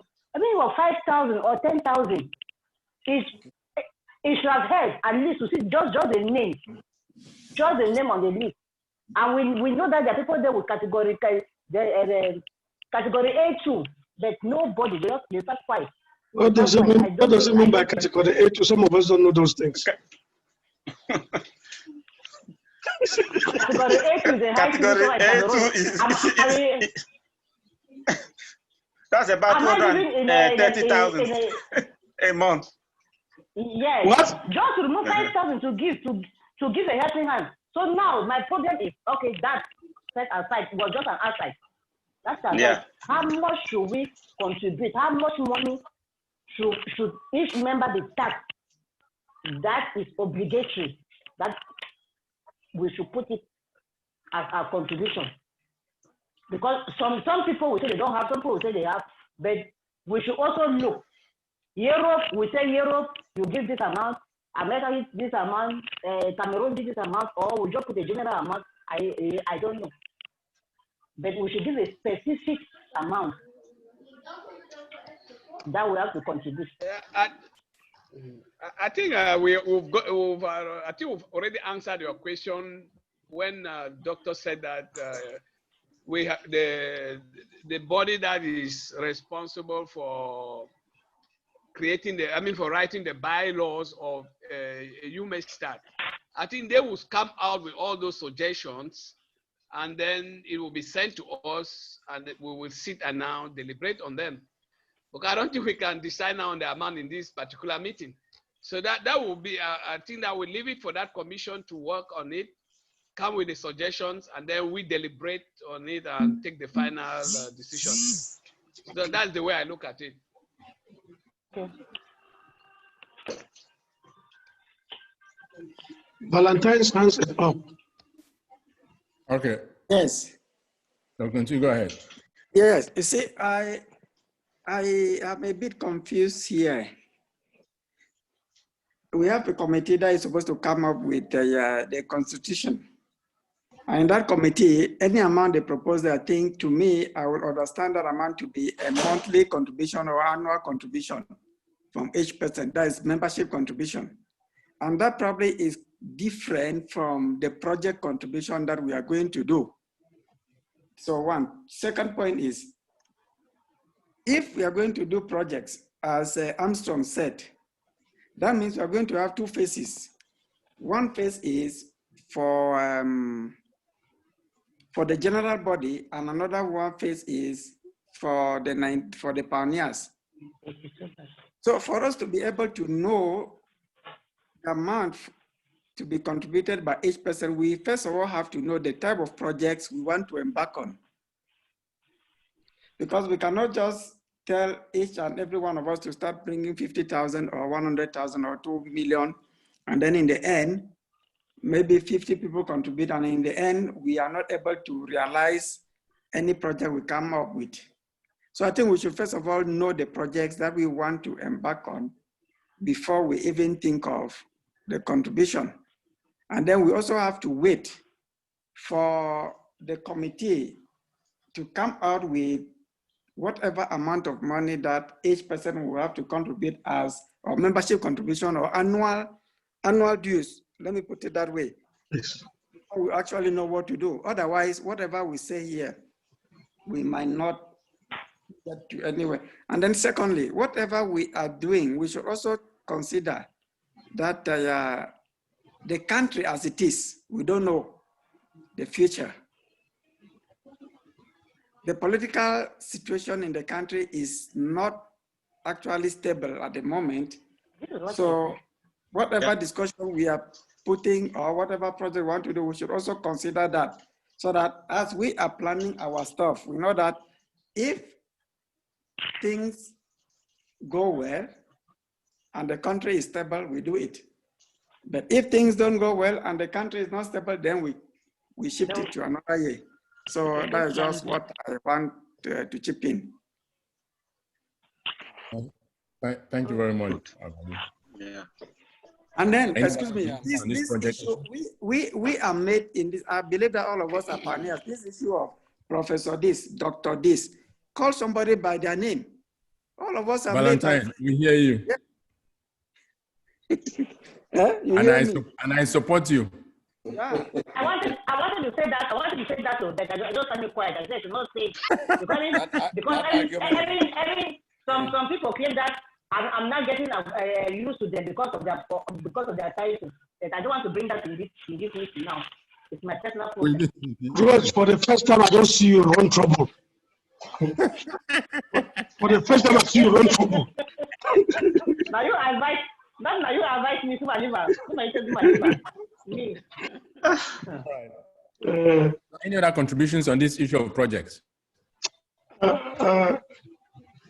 I would like to come in if somebody is not if somebody is not up. Go ahead. Brian Tui, you are very correct. You are very correct when it comes to the suggestions you've given. We have given the assignment to a team. We expect the team to carry out that assignment, and there will be proposal on annual contributions, developmental contributions, and in case we have bet, debt, and so on in the bylaws, because the one we are talking is not going to be in the Constitution, because we are a non-for-profit organization.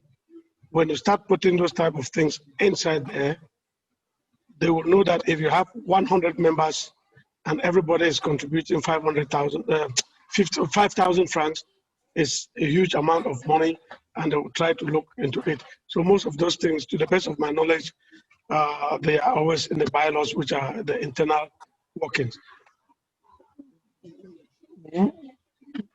Nobody is giving us these figures. We are giving ourselves these figures, and we will humbly agree on something that is reasonable. We are not going to wait until we have a project. We can work on projections. Let's say we say an annual contribution for every member is 50,000 francs. I know why I said francs, because 50,000 francs for those of us who are in Europe, it will cost us between 75 or 80 euro. Somebody who is in the UK, it will be $50, 50 pounds. What of somebody who is in Norway, or somebody who is in the United States? So we put it in the legal tender of the country, which is back in Cameroon. So you pay whether you're Japanese yen or whatever in the currency, and we make sure that it is fixed that way. And this particular annual contribution is something that must be general. The different badges, or the different badges will be made, will be informed that when you guys are setting up your bylaws, this is the bylaws of the organization binds everybody. That's one of the things we should know. And if we are going to have our own bylaws for the 82 batch, it should also bind us. We have to agree. We have to agree on any amount. The reason is not to put an amount that will scare people. The most important thing is to put an amount where everybody can contribute what they can. If you can contribute more, then do it. We will be happy to contribute more, those who can. I think we are not tying anybody down, but we don't wait until we have a project, then we start saying, okay, let's do this, let's do this. I think Armstrong mentioned that somewhere in passing. So I don't think this is to scare up everybody. We are going to have the bylaws coming, and then we agree on what is the annual contribution or monthly contribution in case of eventualities. What do we do? I hear.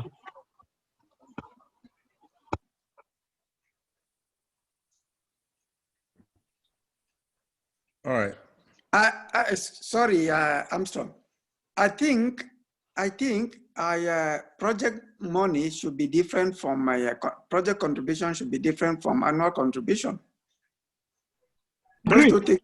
Yes? Agreed. I said developmental contribution, annual contribution, and what have you? The others much more. I agree.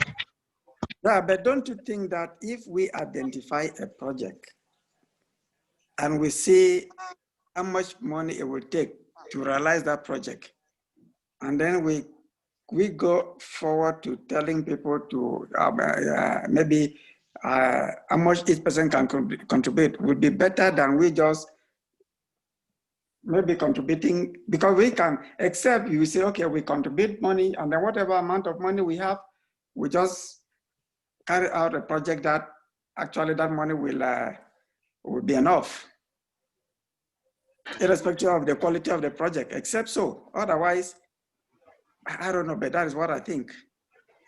My dear brother, I beg to differ there. I beg to differ there. The annual contribution, the project levy, which will be agreed on, is something that is like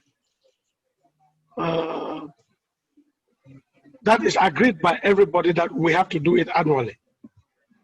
Okay? And if we have a project, whether you like it or not, therefore, we have something in the coffers. If the project estimate is more than what we have in coffers, we can look for some other avenues where we can make up for the difference. I don't want to let the cat out of the bag, but listen, let us get this association registered. If our association is registered, we won't regret it. Derek knows what I'm talking about. I understand. I totally understand what you are saying. I'll come to that later.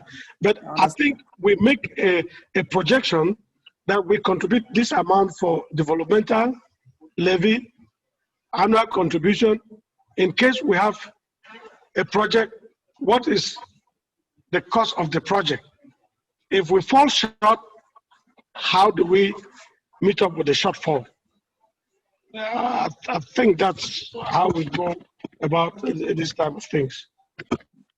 Great.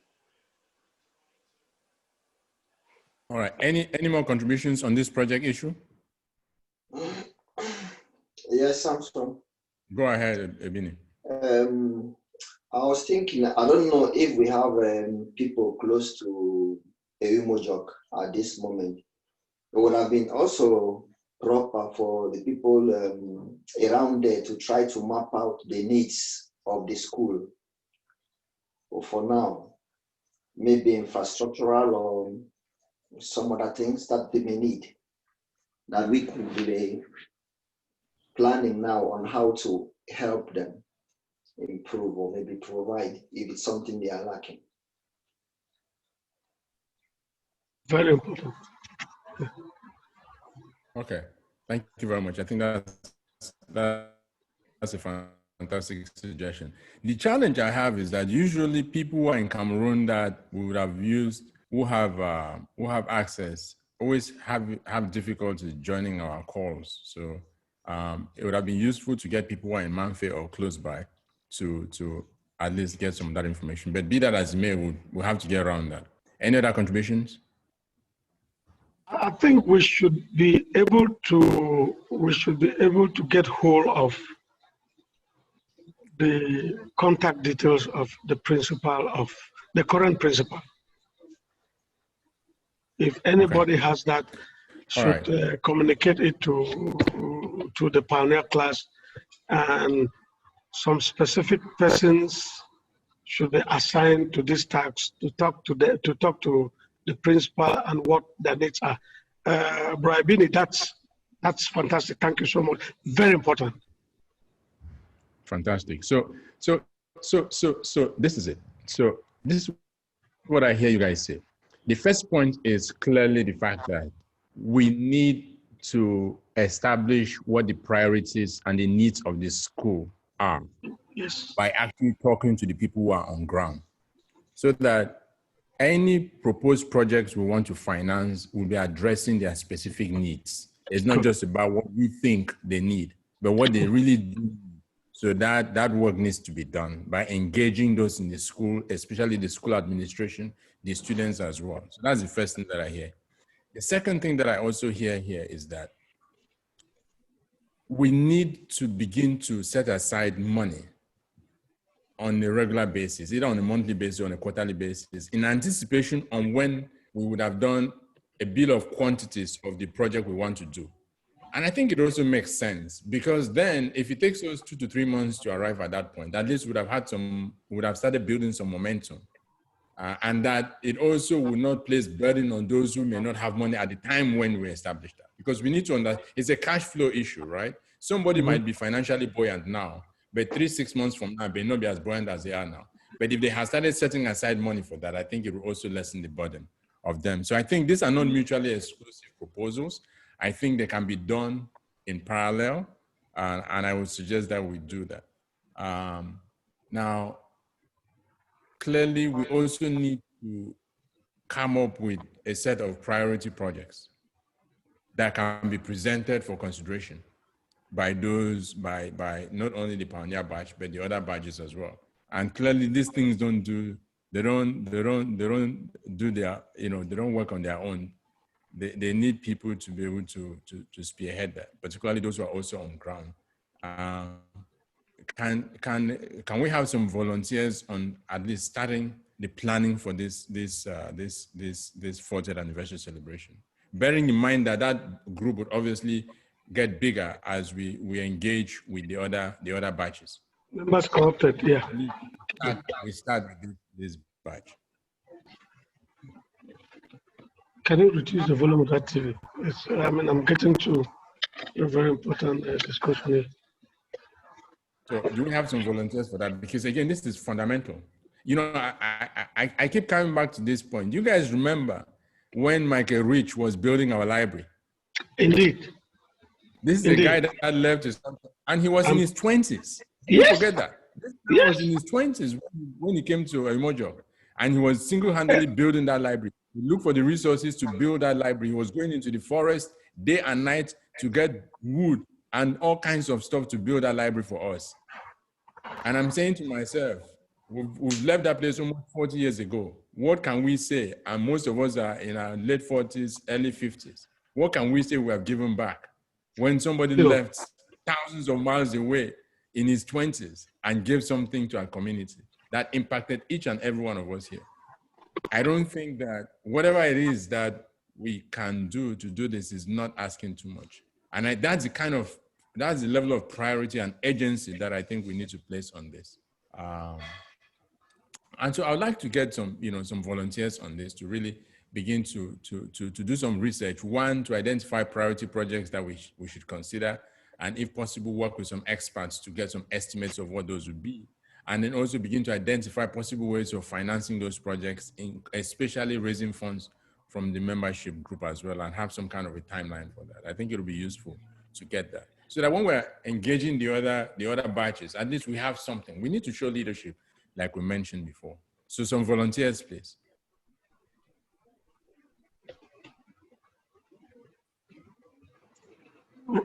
Rose is up, I think so. Unmute yourself again, don't forget. When I call Paul.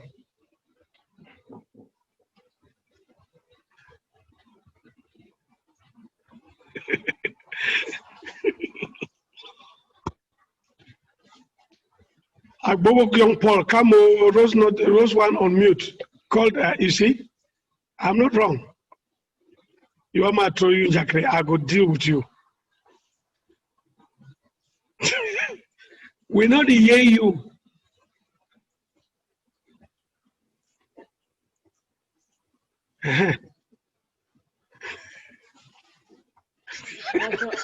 Okay, now I'm okay. I don't get it. Hallelujah.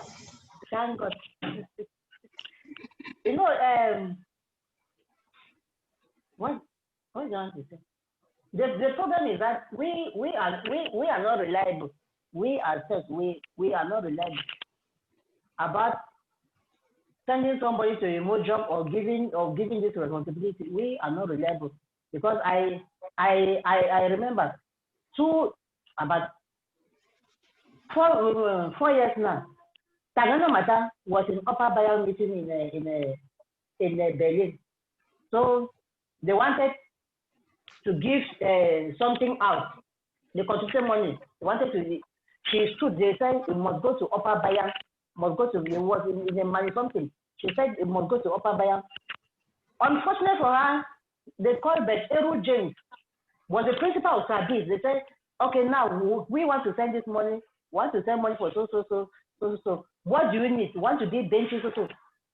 My brother was saying, no, I want the computers, I want the latest laptop, I want so. And Mata called me and said, who is that principal in Sadis? I said, it's Eru James. He said, Agbojo. I said, yes, it's James. Mata shouted and said, and then they changed the project. They gave the project to somewhere else. Upper Bayern lost that distance. So we ourselves, we are not really reliable. Such projects, I don't know how we'll do, which magic will do. No matter who will give that money, they'll say, hey, my own don't come up. My time for chop don't reach. So I don't know. I don't really know. Can I say something? Please go ahead. Maros, your observations are well noted. Yeah. Thank you, Sister Rose. Listen, I think in the 21st century, we will deal directly with the people on the ground in the Umoja. There are some findings which you have to depend on people in the Umoja to give you a feedback. You don't have to get the principal of the school, like Torino, to leave to take a day off or 2 days off to go and back from a model. If we have the contact of the principal, we just have to trust them, except it gives us a reason not to trust him. Because I don't trust most people in that place. Even if they are your own direct brothers, you don't trust them. No trust. They might try to say things which are not a reality, but for the time being, we have no reason not to trust them. We have to trust them. We have to work with them. And I think if we can have direct contacts with those people, like the principal in particular, the vice principal, the surveillant general, and even somebody out of the academic sphere, which we can be talking to them, and they know that we intend good for our alma mater. I think those are the contacts we should establish. Since I have the floor, let me say this. Let me say this to all my mates, which might not know. I work for the European Union for the past 15 years. And one of the things I'm glad where we are going is that as soon as possible, let us become a legal entity. If we are a legal entity, we will not even worry ourselves. I sit on millions and millions of euro. I manage scholarship for masters and PhD students in the whole of member states of the European Union. Not in Africa. Africa, we have what we call Inter-Africa Scholarship Programs. In the European Union, we have what we call the European ESF, European Social Fund. If we are organized, we can reap from them, but we have to be a legal entity. Some of these things, while we are contributing our little quota as developmental fund, we can have this as external funding. If you tell me that all the scholarships that I sign, I visa, I have seen a name called Mbimble, called Akko, called Takang, called Agbo, called Eta, Hashu. I have never seen it in Europe. Use me as a vehicle. I am not guaranteeing you anything. I will facilitate it, because if they know that I'm involved in it, I'll facilitate it and pass through the back door and push it, and we'll get it done. That's why you see me, I want to be involved in the constitution, in the bylaws, and in projects. There's a lot of money, there's a lot of avenues, and the money is there. Nothing ventured, nothing gained. If you don't knock, nobody opens.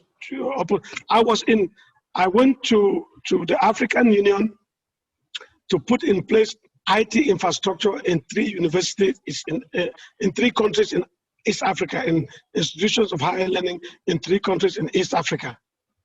The first project I wrote, I had 250 pieces. 200 pieces, 50 laptops. 1 university. What if it comes to GSS Umoja? We can do that. Those things are there. We can use that opportunity and flood a Umoja and make a Umoja an epicenter of knowledge.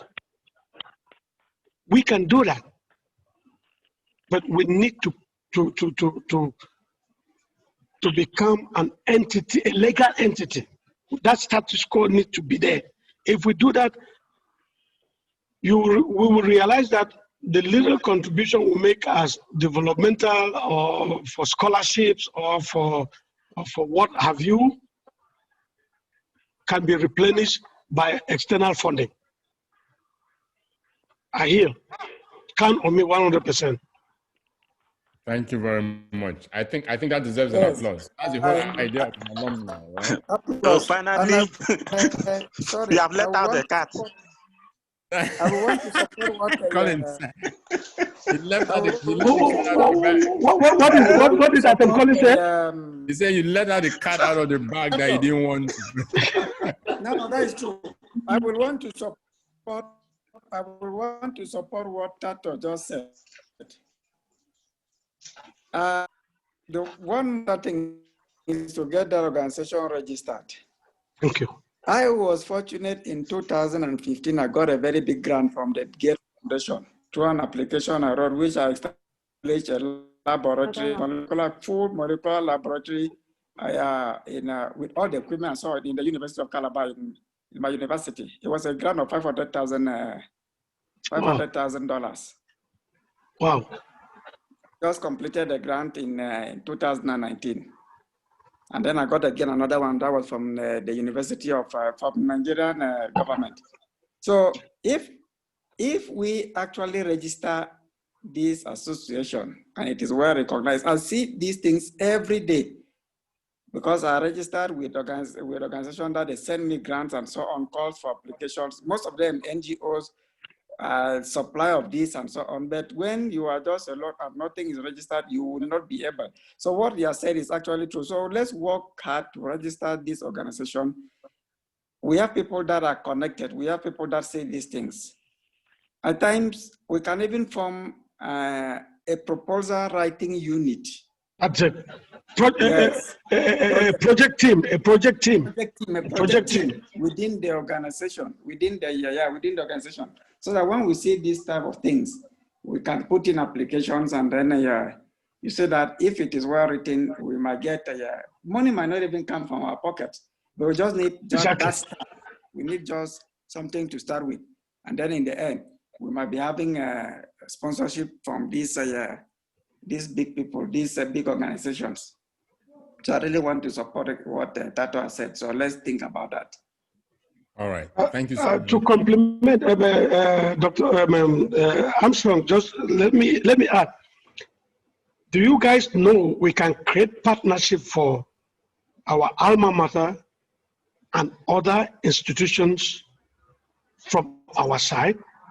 I did in Ethiopia, in a lot of universities in Ethiopia. Fortunately, they are Mamoyos, so don't worry about that. Fortunately, they are Mamoyos. Yeah, my wife is Ethiopian. I was going to say that.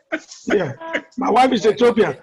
I created a lot of partnership between institutions in Ethiopia and foreign institutions. We can do that. We can establish those. We can establish those things with our alma mater. It's like that. Honestly. My brother, I don't know so.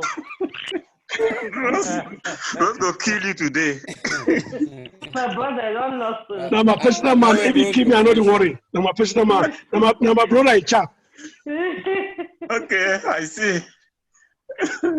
All right. That's what tell them say na me a visa no. You tell the die you what. Tell them say no, you don't talk now. You don't hear. Derek did it. So now my man they kill a man. I like the way this conversation. I like us to wrap up. I think that would have been about 3. Now the rest of I see. Now Romanus. That's like for Romanus.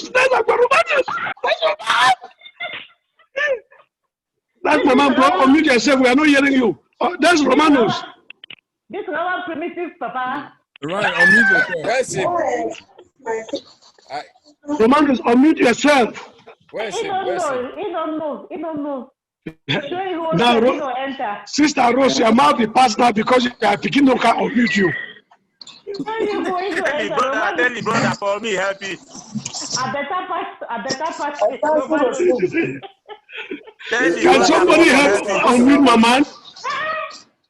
Somebody has to be there with him. Oh my goodness. Tell the brother for me, help me.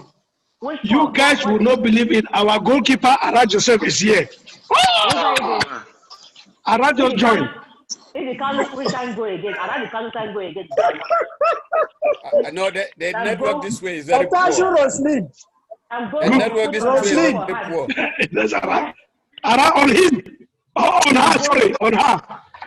Go for foot or go for hand? No, on him. Ara on him.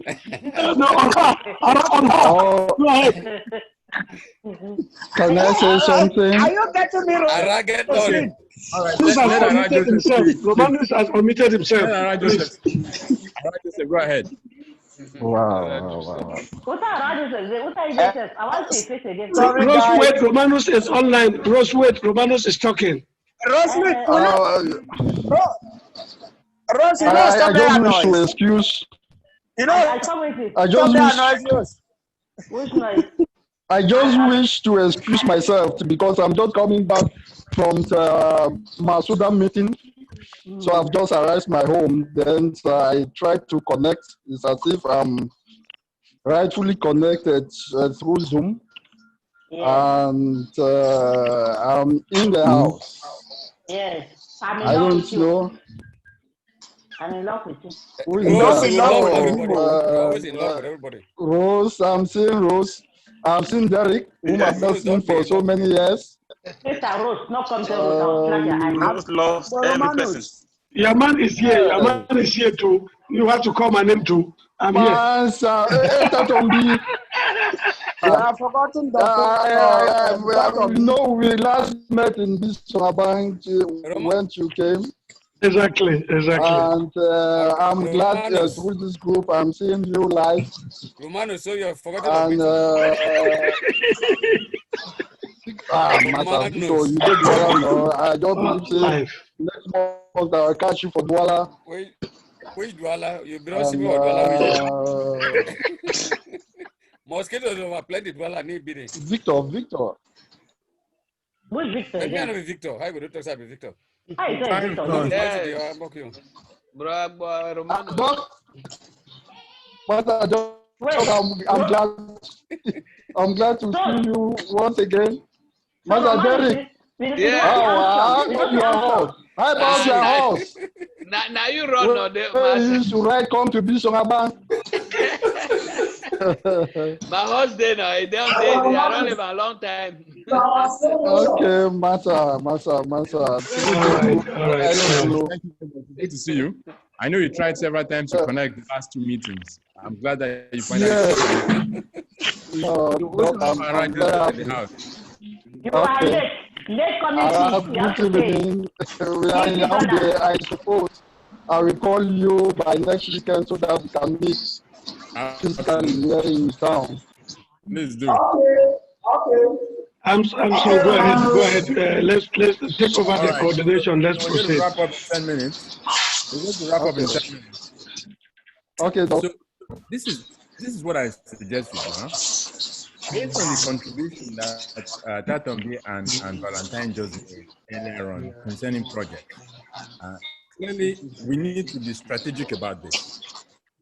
We cannot be sporadic about it. Because both of you know somebody's saying that should be around. yes. So we need to be strategic about this if we're going to succeed. We can't just do wait and see. As you both know, when it comes to grant writing and projects is a special field, and only those who are long-term in their thinking and their planning succeed. Exactly. Because by the time they make those announcements, those who were prepared before the announcements were made stand a better chance of fulfilling the requirements to get the job or to get the resource. Romanus, can you mute yourself, please? But I've already muted him. Okay. So my proposal is this, if it's okay with you, that both of you form a small team and you can co-opt other members. Given your familiarity with the issue of projects and the opportunities that exist. In fact, I was actually going to talk about Valentine as well, because I know the work that he's been doing with the Bill and Melinda Gates Foundation and also being in the university. You cannot succeed as an academic in the university if you don't know how to write grants and apply for resources to attract them into your school. So clearly that's something that I believe should come naturally with his territory. I would propose, if you guys don't have any objections, I would propose that Tatombi and Valentine take a lead in creating that projects proposal team, and that by the next meeting, or say 6 weeks from now, you come up based on your knowledge and the things that you believe are doable and feasible, and come up with some kind of a strategic plan on projects, right? Possible projects. And it is also important that we are not limited by our own capacity of what we can do on our own. In fact, usually what we can do on our own will even be less than 10% of how much resources we can attract. Exactly. What we attract is a function of how daring we can be, how visionary we can be, because I've been through this process before. And those who have resources to give you are looking for those who they know are visionary, are strategic, they know what they want. Tell me about it. They just say, look, you're wasting my time.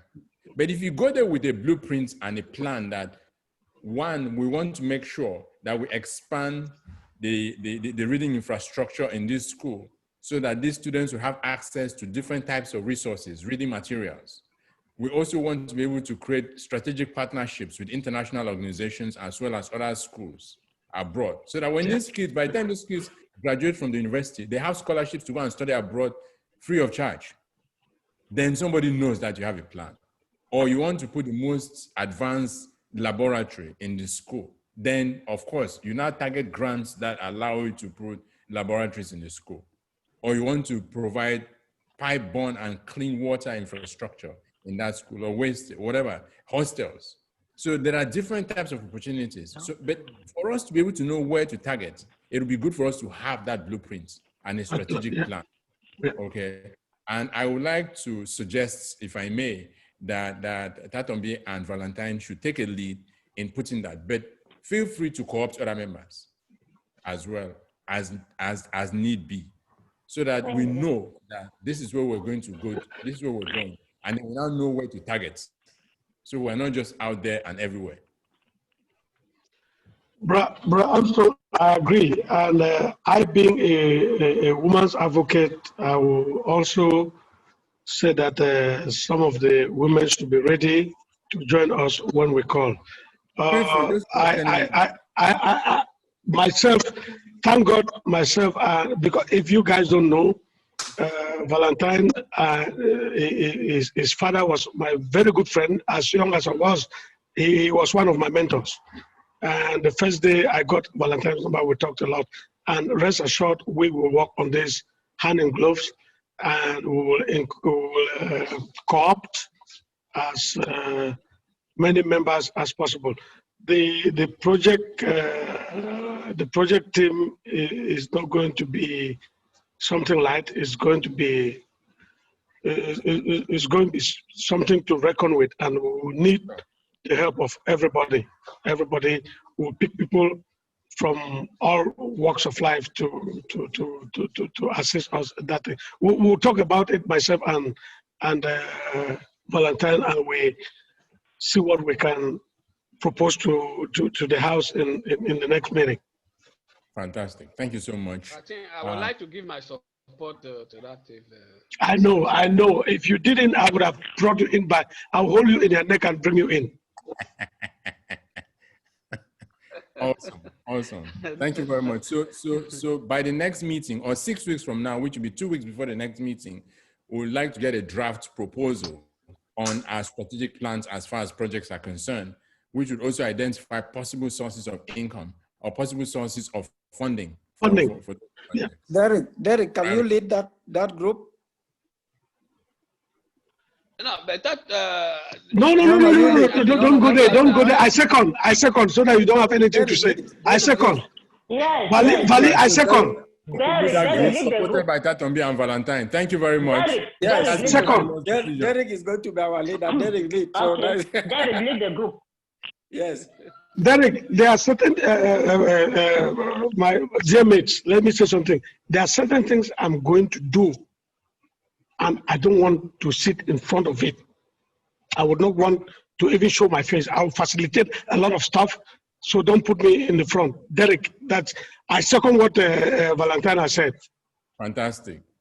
Good. So Derek, thank you very much for accepting the nomination.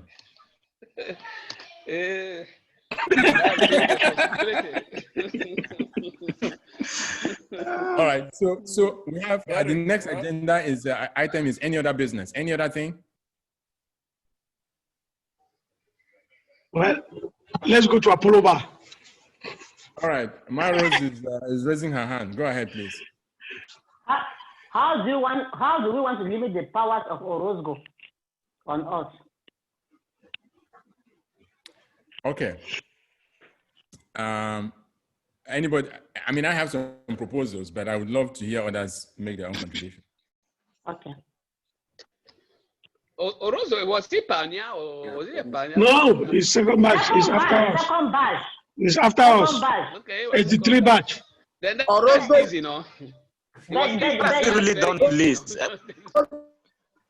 Wait, let's try to be orderly. Let's try to be orderly. This is serious. This is really serious. Sister Rose, thank you so much for that question. This is serious. So let's try to be orderly. Armstrong has just asked for people to go first. Let's proceed. Go ahead. Should I say something? Yes, because in our last argument, when he had Wimbui, he was saying that he is of our age group, that it should have been the 82 batch just because he didn't go to school that year. That is why. But he was not. He was not. He was not. He was not. And Mbui warned him never to interfere with his person. Bishop Oben warned him again to stop the nonsense, and he has been continuing. He even went with me. I wrote him privately. So I don't know. We should say something on this issue. If not me, all right. Thank you very much. I want to get proposals from the House so that we arrive at a consensus on how to go about it. Can I say something? Please? Can I say something? Go ahead. Please, Ebini, go ahead. Yeah. You guys are talking about one particular person now. But for me, generally, I'm just thinking about the type of things we are putting out on this our UMEX side. I've seen very strong graphics there. I've seen people using very strong words on each other. And when I look back, it's about 33 years probably since we left the UMUJOC. Most of us haven't seen each other. Some of us don't even have contact with each other. So I think visiting this our site should be something that will give me joy at the end of the day. Not leaving the place or not leaving the site with some, grudges or trying to say, okay, I don't think I would like to visit it again. Because I'll give you one particular example. I know somebody, she's from a different badge, not our badge. And she was rolled into this group. And less than 24 hours later, she withdrew. And she made me to understand that the type of things she's seeing there doesn't show any degree of maturity among us. So I throw that to you guys. If we can define what kind of things should be put out there.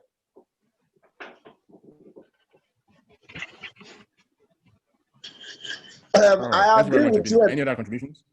Yes, I agree with Berry, because I think there are moments when I Arise cracking. Just network. Get into the site, comment some of the things I see online. Yes, network. So, and some guidelines be made. Whatever has to be put on the site, it should be something that is going to give us, a kind of belonging, and not maybe some kind of disrespect. It doesn't make sense to me. So I think that there should be an order and some guidelines should be given on what people have to post or what people have to say in this site. All right. Thank you very much. Yes. Can I say something? Okay. Yeah. Can I say something, please? Yeah. Yeah, Okay. I think I will also suggest that I'm speaking. Okay, Simon. I would suggest that Armstrong, you need to put up some kind of a modus operandi, because it looked like since that chat group was created, we did not really define our terms of relation in communication. And I think that is why Rose at one time became very angry, very furious when we as a class were trying to carry the fun we could have in this forum into that general forum. So I think that for now, we may not make him feel as if he is really a thorn in our flesh, but it's a younger one who needs to be put to order. So we need to define the terms of communication in that chat group to make everyone understand that we are the same, we are equal, but we are different. Equal in the sense that we are of the same school, but we are of different age. we should start from there, since we are still trying to kind of get everybody on board. But we will not have to lose sight of elements that we want to instead destroy what we are struggling to build.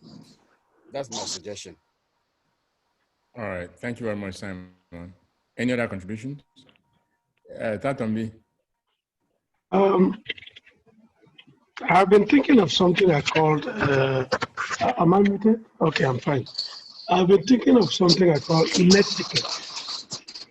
I've been thinking of something I call netiquette.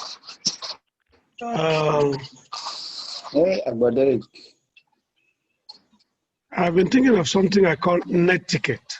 And this netiquette is like guidelines of a group. What the last speaker, that's Rose, and let me, please forgive me, Sister Rose, and Brother Simon has said, is very correct. We have to bring some order in the house. If most of you didn't know, Roscoe was my small. And even when he came to the high school, he lived with me and attended the GHS Banfi. And as I said, when I got really pissed off with what using a Bangat's photo to write the trashes, we wrote, you use my wife's photo, write something like that, I'm going to crack your balls. Sorry, you guys know me. I am somebody, I say it and I do it. We have to come up with some ethics that will govern the workability of each group, be it the General Assembly, which you may start, or even our pioneer batch. But I think our pioneer batch, we don't need it because we understand ourselves and we know we crack the jokes, we talk, we laugh. Since I joined our pioneer group, our pioneer WhatsApp group, I've not seen anybody being pissed off with anybody. It's just, at times I'm sitting at home, I read it and I laugh and I laugh and they ask, what's wrong with you? Are you normal? It's just because it drives some memories in my head. I will not accept it. I will not. We should not accept anybody of a batch after 82 disrespect us. If you do it, if any of us do it, I'm not going to do it. When I know me, if I woke up, I go scatter the whole place. But I don't want to get there because we are building. And so if we put guidelines, netiquette, as we call it in the IT field, it will guide them and some people will be very careful. So I think I'm working on something, we will say it, and we are the leaders. And as I keep saying, and that is what David Tato Besong, I always have it in my head, there's always somebody to lead for others to follow. We lead and they follow. And if we don't do, then we are failing. We are failing. Orozco is a loose cannon. I hear. Let me stop there. I don't want to try further. It's a loose cannon. Right, thank you so much. Maros, go ahead. Okay. I really want to emphasize on this particular topic. This particular association, this group, after just called me one day, we're discussing and said, how can we do? Why don't we make a major this thing? I said, yes, it's a good idea. Then we formed this group and it was growing. We don't owe him credit and nobody owes me credit. But we gave Orozco the administrative post to administer other members. Orozco has gone beyond now. Has gone beyond. He's doing these things. He nominated you as the president. You Armstrong as president nominated nobody. Everybody. He gave the post alone without consulting any other person. We all sat quiet. Now he has made an ESCO committee, and he is the holder of that ESCO committee. I don't know that right. I'm not answering him on that particular. I'm not I make a statement on that. And people are just praising him, saying yes, you are doing good job, good job. Is that normal? He makes you ESCO. A Orozco will sit alone. He is the administrator of the ESCO for 2020-2022 commission. He is the sole administrator. So he can dismiss somebody like the way he dismissed Derek. He removed Derek from the forum. I fought that day. Ask Derek, ask everybody. I fought over 12 hours, just fighting alone. And everybody was blaming me, why you want to carry the problem of Derek on your head? I say, yes, we are all Derek. If you too bash is Derek, we must support Derek. We cannot leave this boy. We cannot leave this boy to disgrace us. At the end of the day, I stood alone. I fought my fight because everybody knows that I like problems. They say, I did that problem woman. Yes, even Derek talk. Derek died go. He can't just enter a last. Derek talk. Derek died go some place. I fought for 12 hours. Ask everybody on social forum. I was there with Orozco. I supported him on TV. So how can he create an ESCO or the people that are to agree the commission? He is the holder of this. Who is Orozco? We have to give him the orders, not him giving us the orders. I don't know who appointed him in this post. We have said this so many times, but he has been doing good job. And then, if you are doing good job, if nobody, you cannot become president or something that I don't know his functions or who appointed him. So we should really look at this very, very well. Should sit and look. Tell Orozco that these are your limits. You don't have to cross this boundary. Stop there. And this executive committee for 2022, I don't think Orozco has the right on us. No. I've never altered a word. I say, talk to your people then. I say, which people then? If they want Orozco to march on our head, then they'll march. But me, I'll say no. No and no. Right. Can I say something? Please go ahead. Yes. Yeah. I totally agree with Rose. There is something.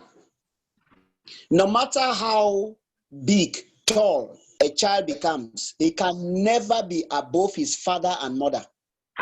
My brother. That is a truth that we must establish. No matter how big, huge, tall, large, any size that child becomes, he can never be above his father and mother. There is one truth in a UMEX that we must acknowledge. 1982 batch is the pioneer batch of GSS Eyumojo. And it is the foundation of government secondary school Eyumojo, and remains the father and will never be changed from being the father. No matter whoever comes behind, no matter the position you hold in the society, it doesn't cancel the fact that you have a father. Yeah, sorry. Father and mother. It doesn't cancel the fact that I like your punctuation, Rose. Did you say Sister Rose? I like your punctuation. All right. Okay, Sister Rose. Yeah, so that is one of the things we really need to take seriously, no matter what circumstance.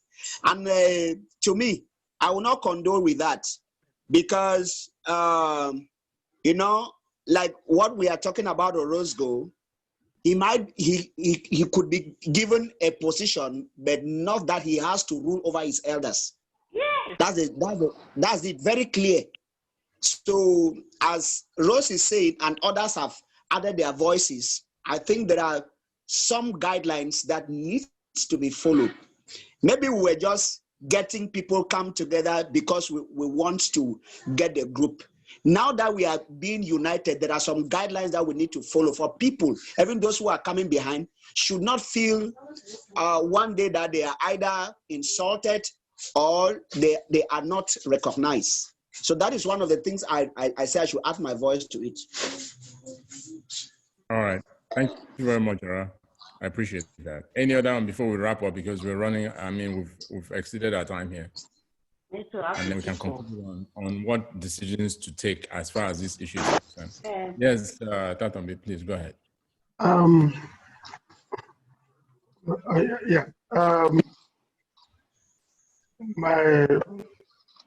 My mates and my fellow brothers and sisters,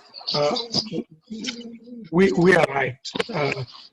I strongly agree with the last two speakers,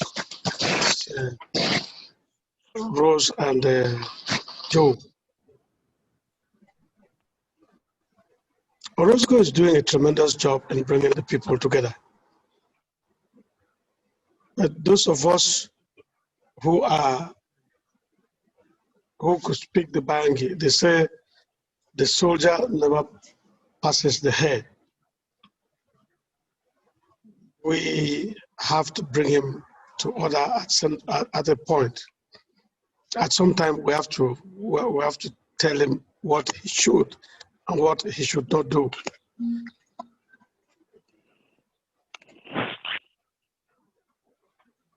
There are certain things you cannot run away from it.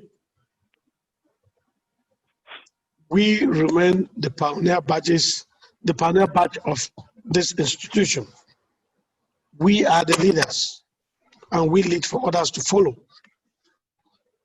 And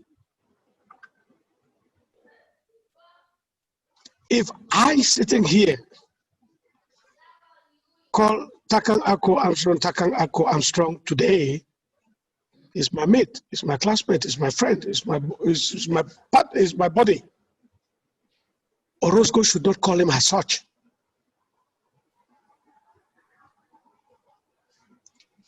I will address Ashokem Victor, Asanga Thomas, Obi Emmanuel as Barrister XYZ. They deserve it. They should get that from our juniors. I don't expect Derek to call me Dr. Dr. Larry or Dr. Tatom Bimon. I don't expect Rose to call me that Dr. Tatom Bimon. No, but when they do, when they do, when those junior students do, they should. They should. We didn't buy these things. We deserve them. We earned them. Those are the net tickets I was talking about. And from what you guys have done, from what you guys have said, I think that has not been implemented. But by the time we come out with the net tickets, with the rules and regulation governing each group, Orozco will take his place. But so far, he's doing a very good job. So far, he's doing a very good job in bringing all of us together. And we should be recognizant of that. And I don't see any of us here who has not acknowledged that. But being rude to your elders is something we should never welcome from. I tell you. It should be something we should never welcome from our junior students. I yield. Yeah, but if I may ask, you see in this 1982 group. He cannot be here, Paul. He's not one of us. No, he's not. Okay, he's not one of us. Group. He's in the general group. General group. Okay. Okay. You have something to say. Go ahead. You have the floor. I want to. Rose, right on. All those people, this Orozco saga. I don't know. My sister. If Balwani doesn't talk, if they start talking, they will not say, Radmo don't run out of the hole for broad daylight. Go ahead. Orozco syndrome. Permission to fall out, please. It's already midnight here. I think I might have already to hungry. warm my bed. All right, just 2 minutes, please. Valentine, don't go. Just 2 minutes. Valentine, wait. You may not want me to call their names here, but I will mention some. Ross tells me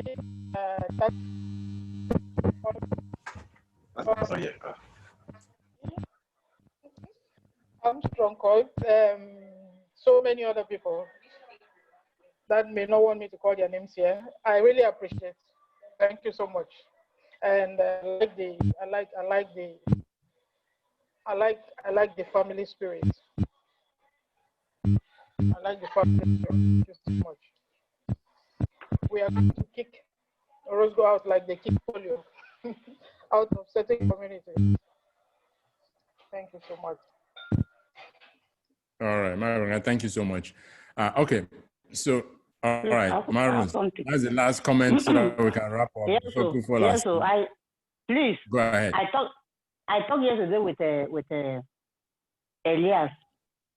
Yesterday night, he was begging me, said, please, I should do something to help Mbui's child. I said, I'll bring a general forum. That is not our responsibility. We should chip in something for that child to go to school. Some people have done back the door. Yes. Some of us, I don't want to call names, have done the raising. I'm just begging that we should try to chip in something for that child to go to school before we look. We see how it will continue. This is my plea. Just chip in something through Elias or through Simon or through the wife for that child to go back to school, because it will be so very traumatizing for that child to stay at home. Then the brother called me to say I should thank you people. You people know who is the brother. I should thank the 82 Bash for the tremendous job they done for his brother during sickness and during burial. I should thank you for that. You cannot call people on ground zero to talk with. I should thank everybody. We spoke for about 45 minutes. I said, okay, I'll let you know. All right, Marius, thank you so much. Yeah. I'm glad you brought that point up. At the beginning of the meeting, when I talked about our 82 specific provisions, that was one of the things I talked about, that as the Pioneer Badge, there has to be that esprit de corps. And I believe that if we commit to it, there is hardly any challenge that any member can have that others cannot help. Yes. Okay, even if it's not direct cash, just even knowing scholarships out there that we can point to people that need that assistance can make a whole lot of difference.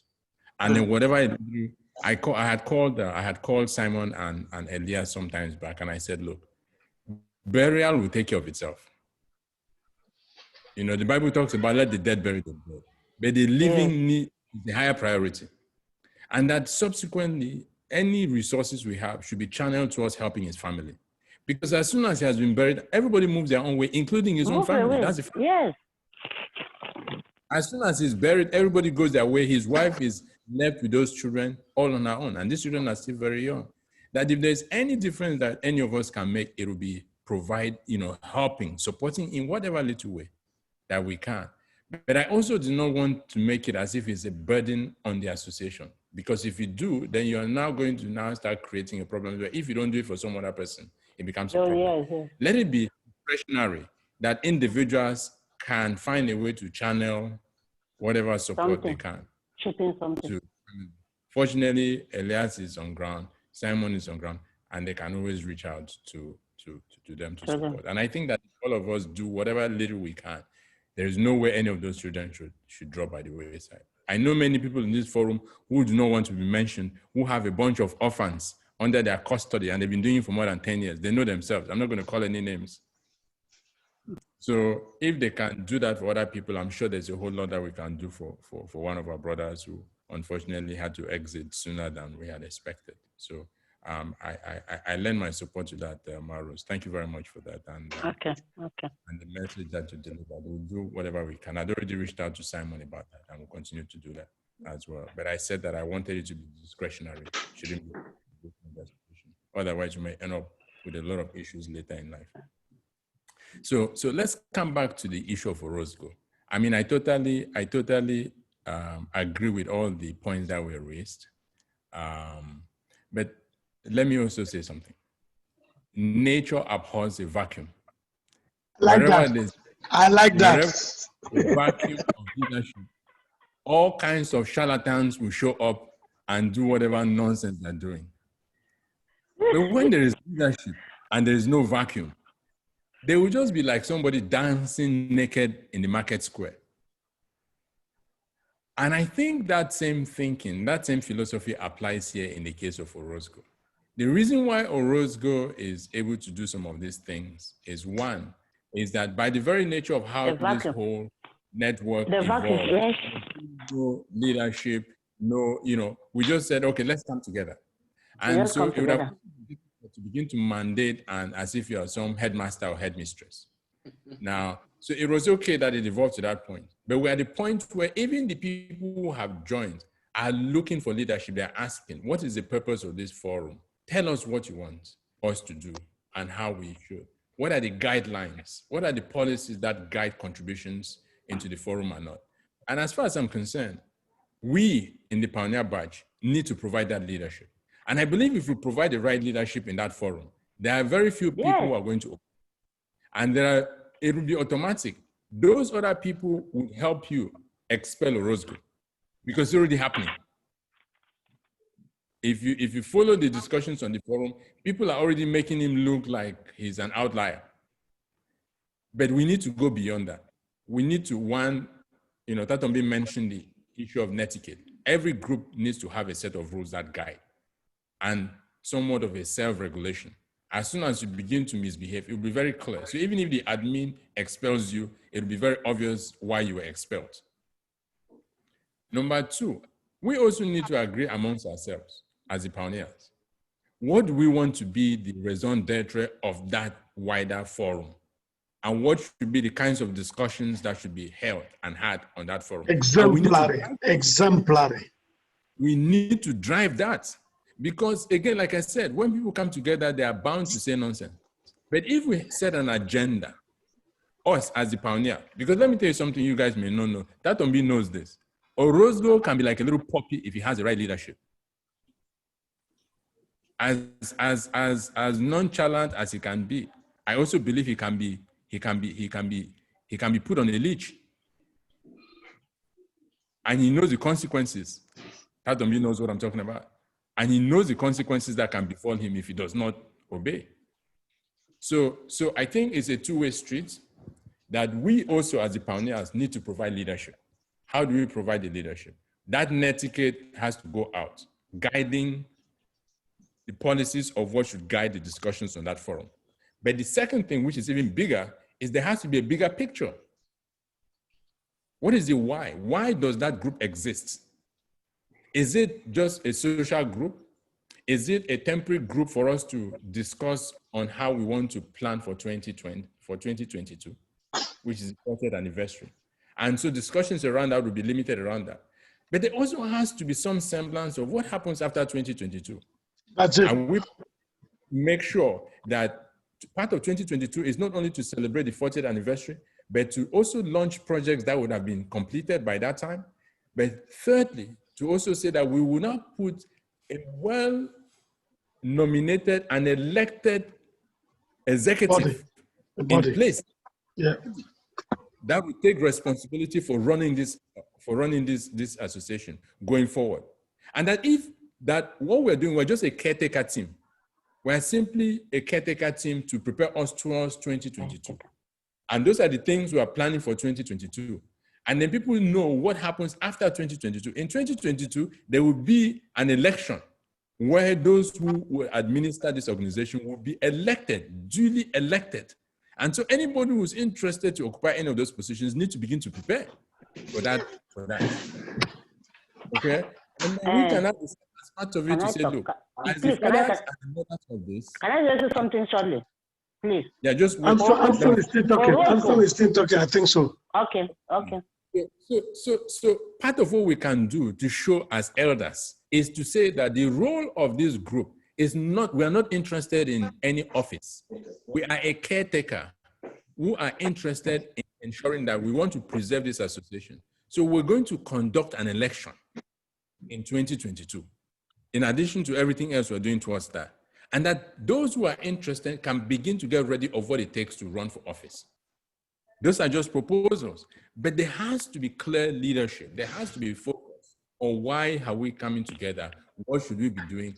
And that leadership needs to be, because without that leadership, you're going to get a lot of these useless contents that will be posted there that will annoy people, people asking questions that are not relevant, people making, comments and being disrespectful and all of that stuff. Shema Rose, go ahead. The ESCO, sorry, I'm still putting my own, but I think I'm in the classroom. Sorry. The ESCO that Orozco created, he is a sole proprietor of, he is the administrator of the ESCO 2022. He never gave ACAT. ACAT is the founder of this association. He never gives anybody. He can dismiss somebody, elect somebody. He created that ESCO and put everybody, put his members there. So I don't know. I don't know how you profile it. Secondly, I posted. This is my private. But I'll still bring it. I posted my thing on Facebook, my photo on Facebook. He wrote them, "My chick, I love you." On Facebook, "My chick, I love you. You look so gorgeous." So how should we deal with this man? How should we deal with him? Because he's really picking me off. I've talked with him privately, but he doesn't want to understand. He created this ESCO, and you people are there in the ESCO committee. Orozco nominated you people, nominated us. I'm there. I'm one of the members in the ESCO. To see Orozco will nominate us. We should nominate Orozco, not Orozco nominating us. But everybody sat quiet. It's 2022. I don't think I'm part of this nonsense. I don't find myself to be part of this nonsense. And then after you, Valentine will speak. Rose, as far as I'm concerned, there is no ESCO. Okay, thank you. Period. Thank you, my brother. Thank you. There's no ESCO. Yes, so there's no don't ESCO. worry about that. Thank you. I wouldn't worry about it. Anyway, but Tatombi, go ahead, please.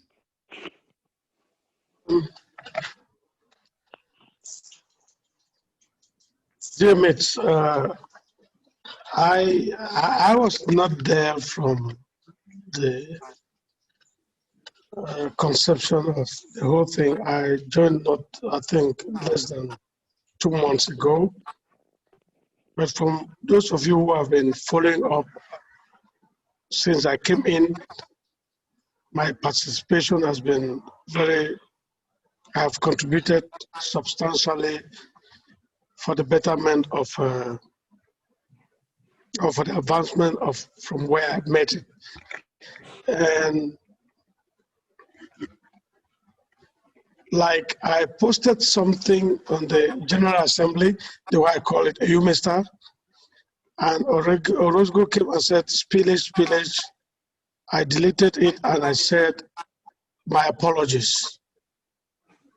I think that's what we should do when we know that we have erred. It's human. We are building, and building is the most difficult process. It's the most difficult process. These things will take shape by the time we get to somewhere. I'll call you my dear brothers and sisters. Let's be patient. We have spent close to 45 minutes talking about who? Orozco. Is he important? Was he there when we came in 82? Why are we belaboring ourselves to talk on somebody? We will get there. Listen, we are glad that some people took us to where we are. And we'll define those structures when the time comes. I think Armstrong said it all. We'll define those structures when they come. Just bear with me and you, not bear with me, but bear with me and you. And we support what we have. It's not going to last forever. At some point, we're going to pull the plug. Because there are a lot of things happening. I cannot imagine the number of people who wrote to me just saying that I wrote to what Orozco wrote, his reaction. For your information, I posted our meeting in the general assembly, and Orozco came, spillage. What? And then yes, and Tiny Emmanuel Daniel called me. You posted something. Have you seen what Orozco has written? And I said, what did I write? I sent something in the Pioneer Forum. I was just reminding us for today's meeting. I think those of you know what I did in the morning. And then luckily it was less than, when you post something on WhatsApp, less than 45 minutes, you can still delete. I deleted it and I said, my apologies. And I cannot remember the amount of people who called me to say they appreciated, not writing just appreciating that I said, my apologies for posting wrong information in this forum. So listen, my brothers and sisters, at some point, those things will take care of themselves. We are building. And because me and you, some of us were not there in the beginning. If we were there as we were there in October 1982, we will not even be having these discussions. No, we should deal with it now, not in the future. No. Sister Rose, we are going to deal with it. Now, yes. Listen, as we grew older, we have learned how to deal with situations. Don't be so sporadic. I know you fought with me and you threw me on the ground. I know that. I'm not hiding it, and I'm not ashamed to say it. I beat you. I'll beat you. Yeah, I'm not ashamed to say it because I will tell you short. I beat you. Yes, I'm not ashamed of that. So we should not be so sporadic. Listen, let's handle. We can handle it. We can do that. So. Mama, don't let me take people's time. This thing, what I'm saying is not important. I hear. It's okay, Pa. It's okay. All right. Thank you so much. Thank you so much. I think you've summarized it. Let's not give Orozco more attention than he deserves.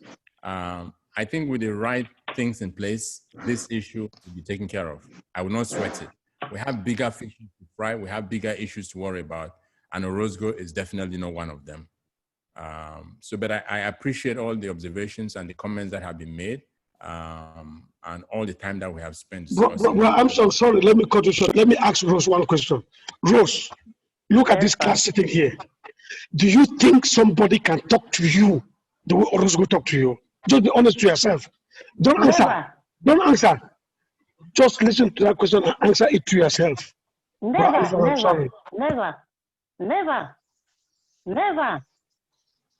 Okay. No problem. It'll be taken care of. You can be sure of that. It's not all the strategy that is placed at the market square. All right. Any other comments before? I'll just give everybody 30 seconds for concluding remarks. Obini. Yes, sir. Concluding remarks. 30 seconds. Yeah. Anyway, all the discussions that are following up today have been very great. So I just want to thank all of you guys for the great contributions. And I hope the next meeting will be more fruitful than this. Thanks. Amen. Thank you very much. Amen. Eric?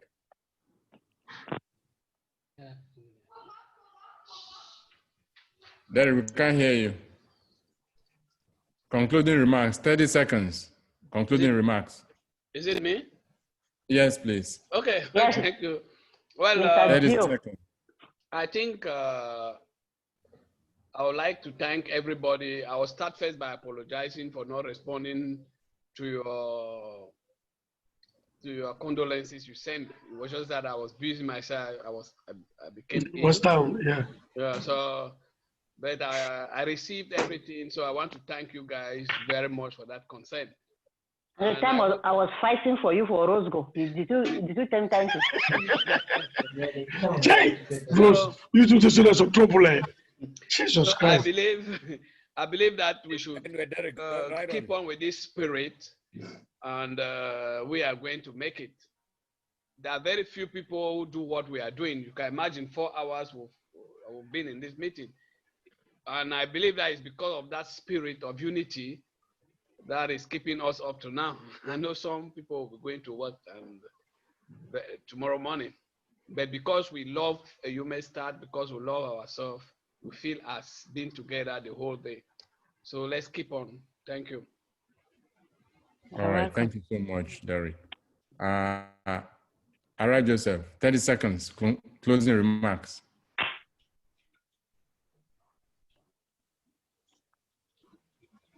We can't hear you. Unmute yourself, please.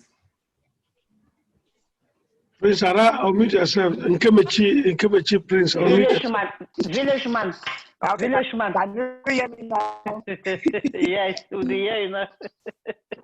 Okay. Though I was not there in the beginning, I had a program in church that kept me so long. But from all the discussions, it has gladdened my heart, letting me know that we are going somewhere.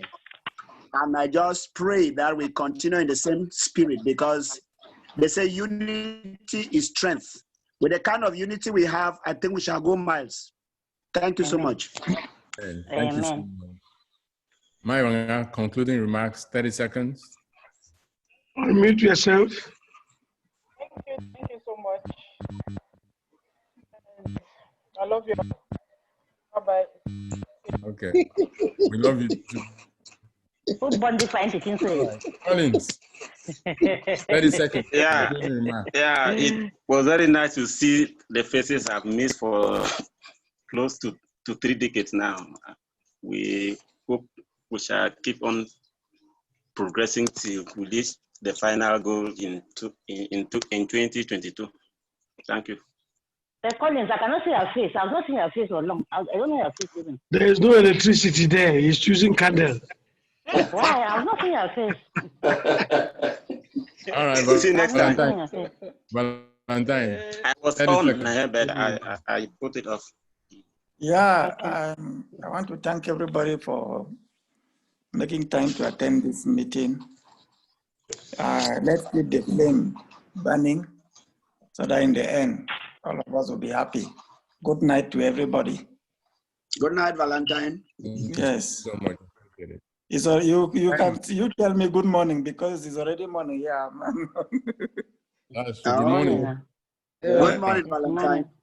Thank you so much. Okay. Simon, 30 seconds closing remarks. Thank you for the best.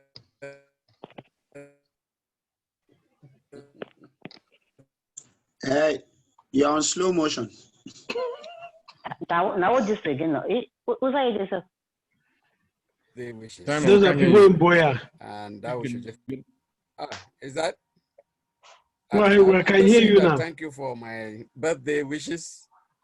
Thank you for my birthday wishes, and wishing you all the best. Thank you so much. We Did you hear me? appreciate it. Yeah. Okay. Yes, we did. Then Thank you. Maros, 30 seconds closing remarks. The next meeting, we'll meet for Abuja for Born House, my Born House. For a bomb for Abuja. Time for now. I just can't miss that one. What? I'll be there. I'll be there. All right. That will be 30 seconds remarks. My dear brothers and sisters, I'm just so excited. I have lived over the years without having this fun. I'm just glad that we're each other's keeper. Let's move on, and thank you all. My best regards to your respective families. And I wish you until we meet again. Thank you. Amen. Thank you so much. So I'd like to thank everybody. Based on our calendar, the next meeting will be in November, the weekend of the 20th, which will be 21st of Saturday, 21st of November. That will be included in the minutes that will be circulated.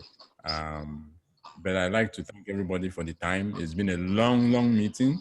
And those who have stayed to the end have shown their endurance, their commitment, and their sacrifice. And somehow it will pay off. But let me leave you with this. Let me leave you with this thought. Many years ago, I had a client in New York. And he said to me, he says, Armstrong, he says, I need you to think about the best buildings, the best cars, and the best inventions. How many of them were built by committees? That it usually takes just 1, 2, maximum 3 people to create the best things in the world. There may be many of us in the Pioneer Group, there may be thousands of us in a UMEXTA. There's only 10 of us right now speaking, but you don't need more than 10 of us to make a difference. And remember something. Wow. Success has a lot of parents, a lot of siblings. Failure is an orphan. Once a few of us commit to a course and we're successful, you'll see how many people want to associate the UMEXTA. But you don't need all of them to make a difference. Yeah. I just need to leave you with that thought. Thank you. Thank you so Go much. back to your respective home. I wish you the very best. You talk like a And let's philosopher. continue. We talk that part. We talk that part for About us. Derek. Item 11. About Derek. I'm already taking item 11. About Derek. What's that? Good for Yeah. free. There's item 11 in About Derek. Is that right, Joseph? Derek. Derek. I'm taking item You throw your 11. own man so high now, Papa. I lived it to read this. I said, throw your own man. No, as soon as I go, on the day soon, the day we pop and I enjoy it, forget we.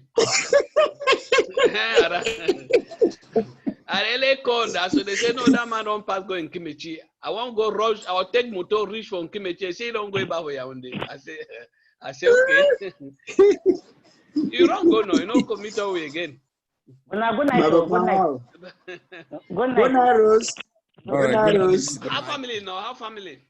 No, Derek, we are fine. By Oh, God's that's grace, good. we are fine. No, we thank God for that. We thank God. Yes. All right. Good night, everybody. Yeah. Okay, Yeah. good night. Bye. Bye. I say, Bra Collins, Inge. you don't go. Everybody said meeting don't close. But